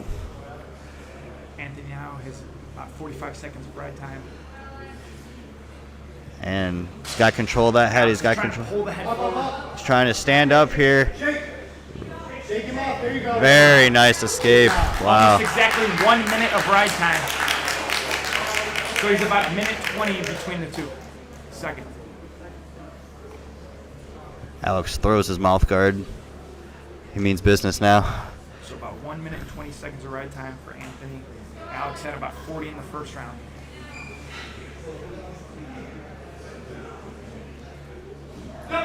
We are into the bottom half here. Really interesting round is No if space. Anthony can get a quick escape, then it becomes a really much different fight. Alex can ride this position and have a big ride time lead. Then he puts all the pressure on Anthony. That body triangle is really tight. Anthony trying to use his legs to open that body triangle. Alex trying to keep that position Sucking the strong. life out. Really good pressure by Alex. Anthony keeps fighting and twisting. Now it's just aimless breathing. Keep control. Two hands on the head here, really trying to get his head to a good position to spin. Even ride time now between the two rounds, so everything from here is giving Alex a lead. Alex is keeping that squeeze on. I think it's a smart strategy just to control him with the double underhooks and just keep the squeeze, get that ride time lead, tire Anthony out because they know you're probably going to have to go to a third round if Anthony doesn't make a mistake here. Anthony doing a good job getting the body triangle to the floor, trying to use that to turn in. Now Alex takes him back to the strong side. Switching the body triangle here. And these guys are both very sweaty, very slippery here. Squeeze on. Nice, good adjustments. Keep up the adjustments. About 90 seconds of ride time this round for Alex. He's got a significant ride time lead now going into the finals, even if he does not get the submission here.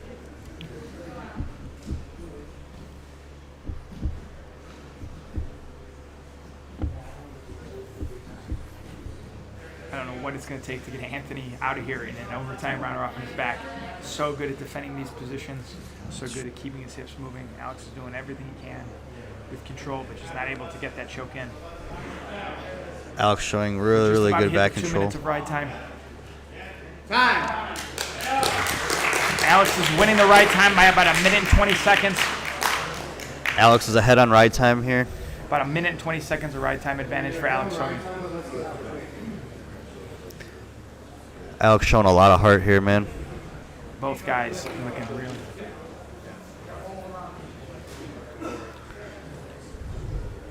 So Anthony knows he's behind in the ride time, so he needs a submission or a long ride to make Alex really have to work. And look for Alex to give everything he's got here to try to Get out as explode. quick as he can. Look for Alex to try to build to his feet again. Seemed to have some success doing that last Anthony time. getting a good body triangle light. And Anthony's now starting to really pry the neck, trying to get that finish. He knows he needs Oh, and Alex turning. really trying to twist out here, but maintaining the body control here. That body triangle is tight, really preventing Alex from getting his back to the mat like he wants. Hey, you gotta pick apart that body triangle. I think Alex is going to try to stand up like he did last round. He's high, he's high. Oh, the choke is under. It's on the face. Chokes looks Alex is able under. to peel it. Alex defends the choke. Don't waste time. Back to the mat. Keep going, keep going, keep going. Alex is really, really turning in hard, and he's Keep going, keep going. Over the mat. Anthony's able to pull him back into Oh, the back man. control. really, really tight body triangle here. And Alex giving everything he can to try to turn. Oh, Anthony maintains the again back able to pull control. back in. What a battle. Anthony really holding on for everything he's got here. Not letting Alex go anywhere. Rotate. Drop that hip. They're close to the point where they're neutral ride time or even ride time. And Alex is going to turn, going to turn.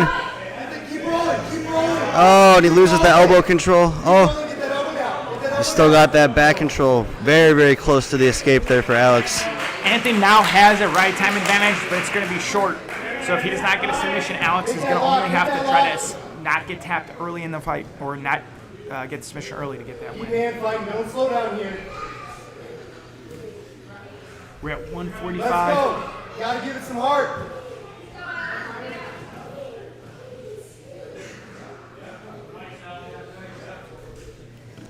We're about to hit the end of the ride time. Time. And that's time. So Alex is going to basically have to hold for about 30, 40 seconds, somewhere in that range, to get the win. Anthony's going to have to get a quick escape. You gotta hold him for 30. 38.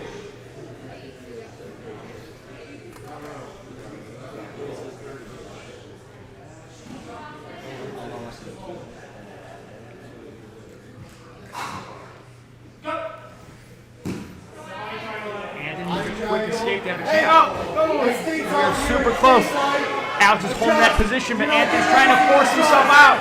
Alex is able to readjust and get that Anthony's body really control. trying to turn out hard here. And Alex is really riding this control. Anthony's just doing everything in his power to try to get his shoulders to the floor. He's pushing on the face. He's Alex trying is to fighting limp it. so hard. And Anthony's almost out. He's out! This is going to be really close. This is a real close one. By escape. We got to add the times up. I believe that's Anthony winning in overtime. We're adding the times up right next to us. Real close match. Super entertaining. Lots of energy burned. Whoever wins here, both guys, super impressive performance. I think it's going to be under 5 seconds differentiating the ride time. Both competitors are waiting the decision here. It's going to be a close one. Get the abacuses. They're calculating the result here. And pretty soon here we're going to be crowning our new 145-pound champion. $2,000 prize, a belt. Both competitors looking exhausted on that after And that. rightfully so. And here we go. We are going to get our announcement of the champion of the 145-pound division. Anthony wins. Like I said, I thought he was a few seconds quicker by my calculations, and that's what it turned out to be. An incredible performance by Anthony, taking out probably the two favorites, and Pedro Serrano and Alex Hodi, and taking home the win. Alex Hodi looked amazing in his performances, and it really came down to that escape time and the overtime. Very great performance by Anthony Arnold. That is awesome. Real tight match. Real tight match. You can't get much closer than that. We're going to have one more super fight before our women's final. We're going to have a super fight between Matt Wallace and Nilo Berginger.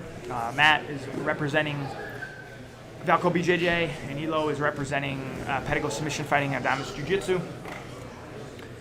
These are two big athletic brown belts going at it.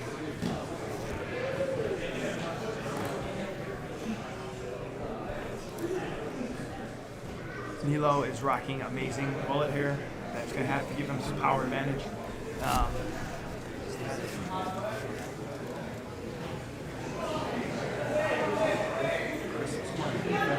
What's up? It's like Chris's corner right here. Oh.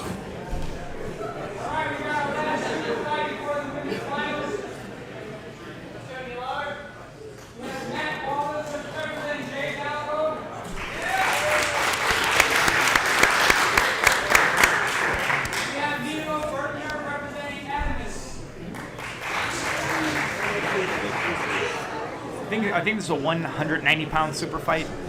Two big, strong, athletic guys. Man immediately sits. Rocking the closed guard, immediately going into the K guard. Nice K guard entry. Big side Knee line isolation. free, knee line free. Use your feet. Control your hands. Don't leave them there. I've had the pleasure to train with Matt. He's an incredibly strong human being who's also very technical. So he's a handful to deal with for anybody. Nilo coming from Adamas and Dante Leon's school, you know he'll be prepared for just about anything he sees. Nothing he's going to be worried about. Matt looking for double underhooks and just throws Nilo over his head, and now finds a neck and throws it back over. Right in for a choke here. Matt has a nice hand fight. Nilo trying to fight through. Matt lifting the head, trying to just rip Nilo's head off. Good. Right to it, Nilo. Right to it. Don't stop, man. Don't stop. You look good. Nilo able to weather that storm and get back on top. Matt pushing a really hard pace to start this fight. 2-on-1. Immediately throwing up the leg. Real explosive guard here from Matt Wallace. Good. Nilo, control that grip, the butterfly grip. He's either going to get underneath or he's going to go to the top. Think about it. Yeah. Yeah, buddy. Watch the backside 50-50. Control the butterfly. Matt trying to go from that nice leg lock attack. Roll. Get your leg in there. Matt has the knee line control. He's fighting the heel. Nilo's able to roll through, get that knee line free, and Matt uses it to come back on top. This is a very fast pace for two guys this big. Agreed. Let's go, buddy. Get you a shit. Nilo trying to stretch out Matt, take a little pressure off. Matt has been relentless with just attacking him from top and bottom, trying to be more physical. We're just about 2 minutes in. Matt has definitely been in control, but not able to get that bite on a submission. Nilo's just trying to kind of weather that storm and find his openings. Nilo working back to a top position. Matt, cool with going back to his closed guard. Matt throws the leg up. Nilo's Going hard for an armbar there. Ending up here in the half guard. Nilo looking to get the pass. Nilo looking to control the leg, maybe looking for a toe hold, maybe using it to use for the control.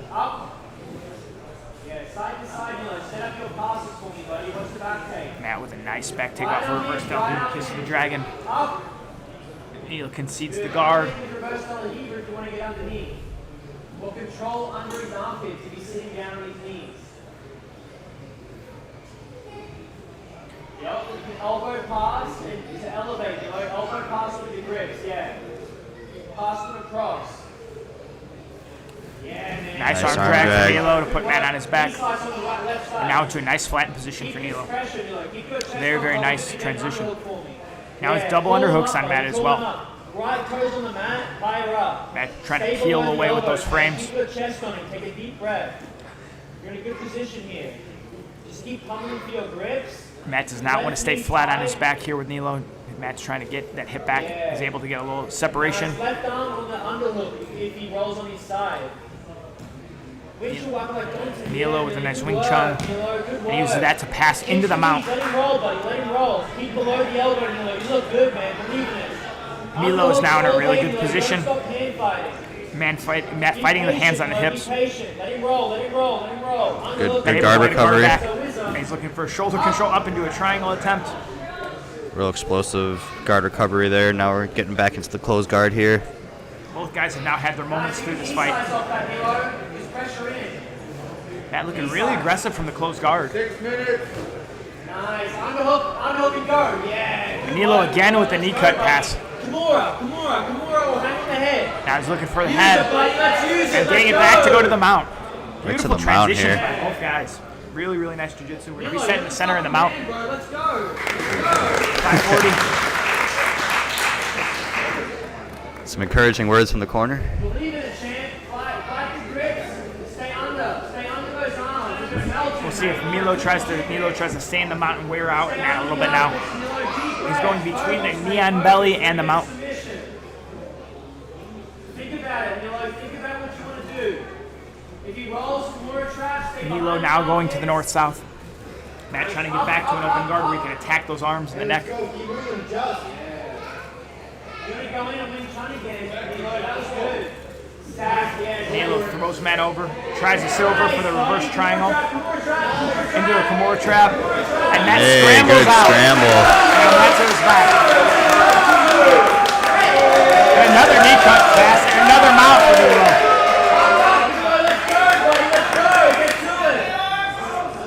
Nilo really starting to put a pace on. It'll be interesting to see if Matt can keep this pace going.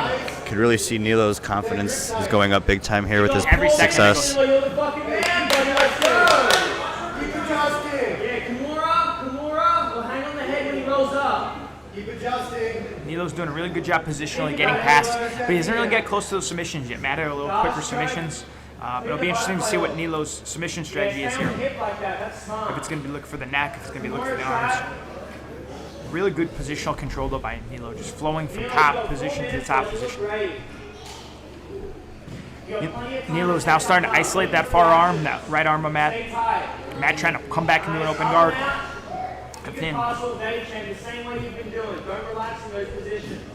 think Nilo's going to try to knee cut again. And he's able to kind of jump through. Switch directions, mate. Go, keep moving. Yeah, listen, keep circling.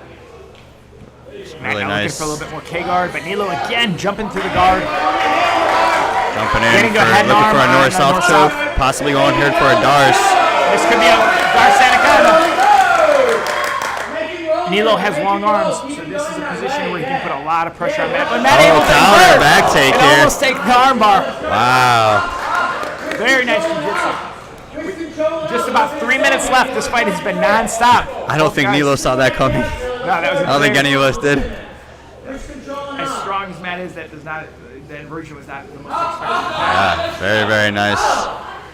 Inverting here. The K-guard again. Going looking K. Look at that omoplata K-guard. Looking to almost funk roll here. And now almost a reverse triangle. Trying to get him back on his butt. And Matt getting on top here. Looking to start setting up his passing. Nilo playing the guard. Trying to play some K-guard here himself. Now Matt sits into the legs. Nilo Sitting to for a attack the leg. of his own. And Nilo going for an attack. Throws Nilo over. Let's go, buddy. Pick it up, Nilo. Pick it up. Pick it up. Knee slide. Decides to sit back to his guard. Pick it up, Nilo. Nilo happy to continue to work his passing here. Has had a lot of success here against Wallace's guard. Another knee cut and then looking to find the head. Just trying to knee cut here. Yeah, the DOS is there if he rolls. Matt giving the side control again, confident in his defense. Knowing that this is submission only. More attack from Nilo. Nice spin to the armbar. He's got that figure four. The crowd is really getting into this match for both He's really competitors. trying to work this armbar here. Armbar is set. We now have a spider whip for Nilo. He's trying to really, Trying to fight his way up. he's trying to use the bicep slicer here to break the arm. 90 seconds.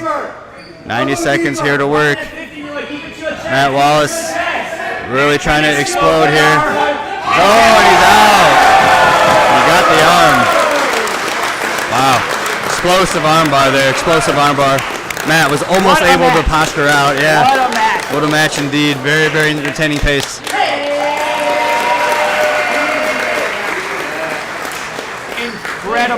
Incredible performance by both guys. Beautiful submission, back and forth. And now we're moving on to the women's finals. Sheila Lindsey against Claire North. Two super impressive performances so far by both ladies. And not a lot of mat time for either one of the competitors, so both of them are going to be very fresh, lots of energy, nice and dry.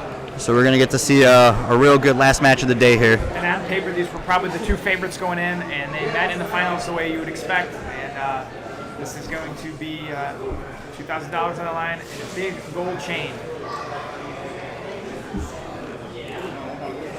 We've got the big bling coming out here for this match. Flavor Flav Award.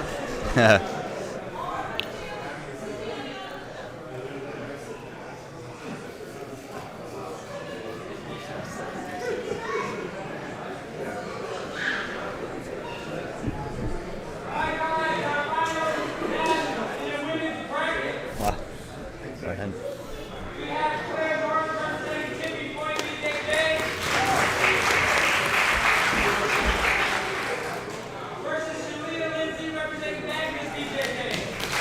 All right, and we are set to go here right on time for our finals match.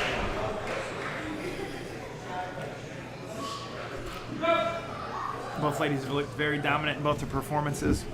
Claire again opts to sit immediately to get to her guard. Sheila trying to disconnect the hips. Very, very nice trash bag sweep over the top. Just kind of following the energy there.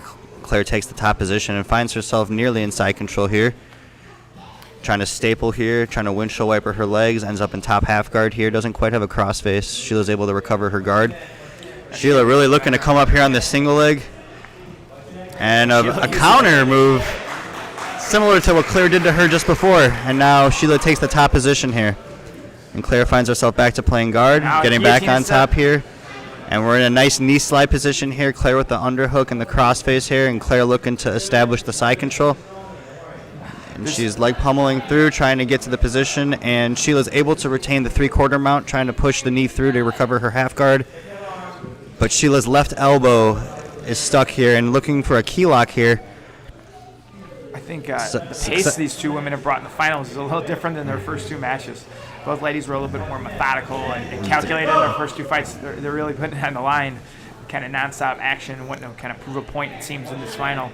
It'll be interesting to see as the match wears on, if it does wear on, who's able to keep this pace up, or who's going to want to slow it down, who's going to keep the pace high.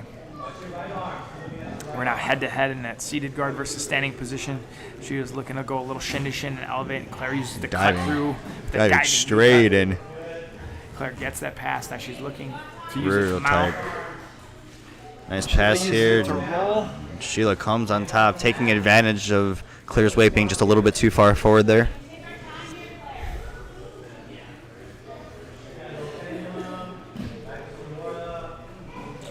Claire had a beautiful closed guard display in her first fight. I do not Really think nice she Kimura. minds being in her closed guard at all.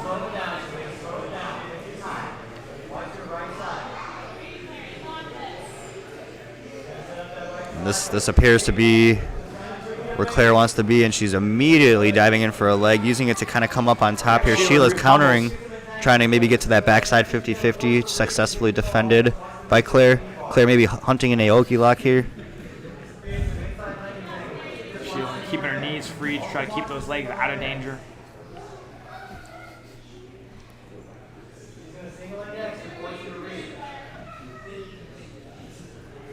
Claire lets go of the legs.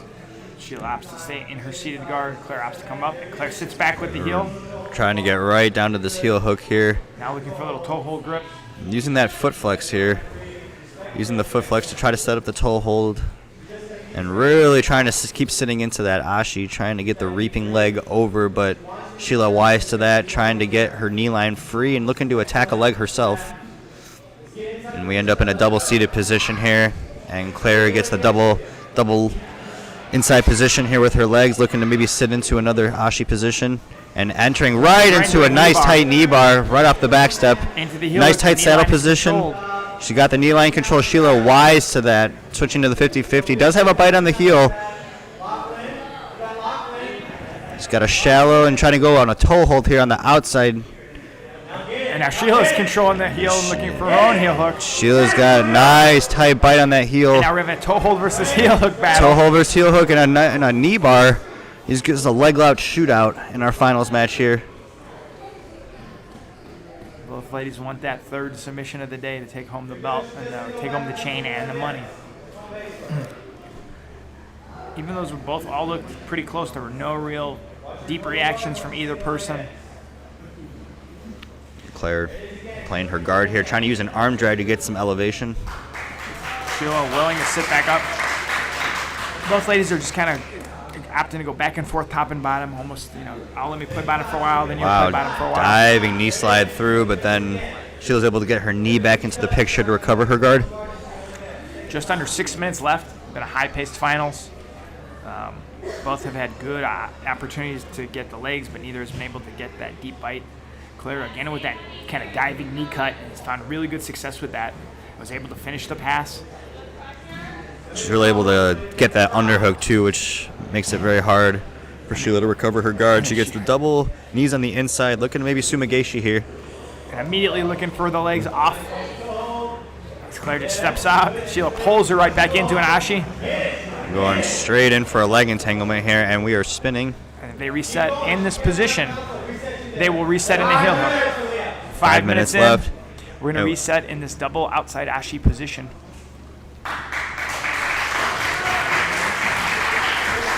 Very even back and forth finals. Neither lady has taken a huge advantage. Claire has hit a few more passes. Sheila's been getting really nice into her leg entanglements. Double outside ashi here, and Claire just abandons the leg position here. Now we are back into a double seated position. Both girls appear to be looking for some sort of a leg entry here. One of them may use it to try to come up on top here to try to secure a pass. Claire's had quite a bit of success with her standing passing. I wouldn't be surprised to see her try to take top position here and look to get another knee slide.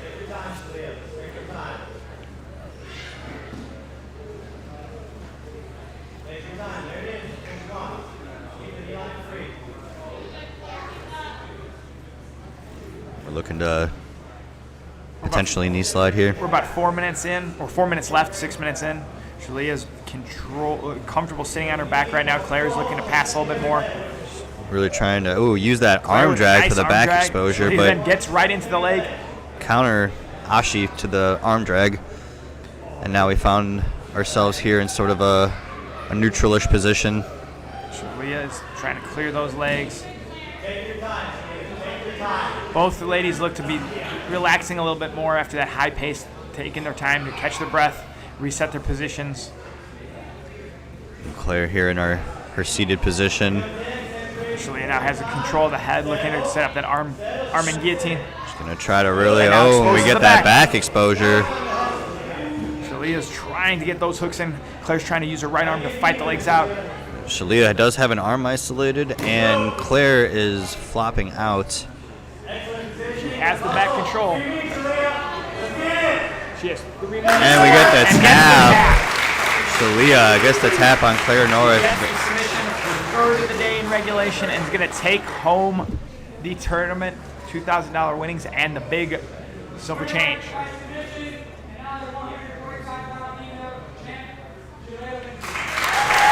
Lindsey impressive taking performance. Home the 145-pound Midwest Finishers title. Congratulations to Sheila. Thank you guys all for tuning in. This has been an awesome event. Thank you to Omar, Midwest Finishers, for putting this on, having everybody out here. Been a great performance here. I'm Blake Classman here with Jeff Serafin, and thank you guys for tuning in. Really, really good performances today.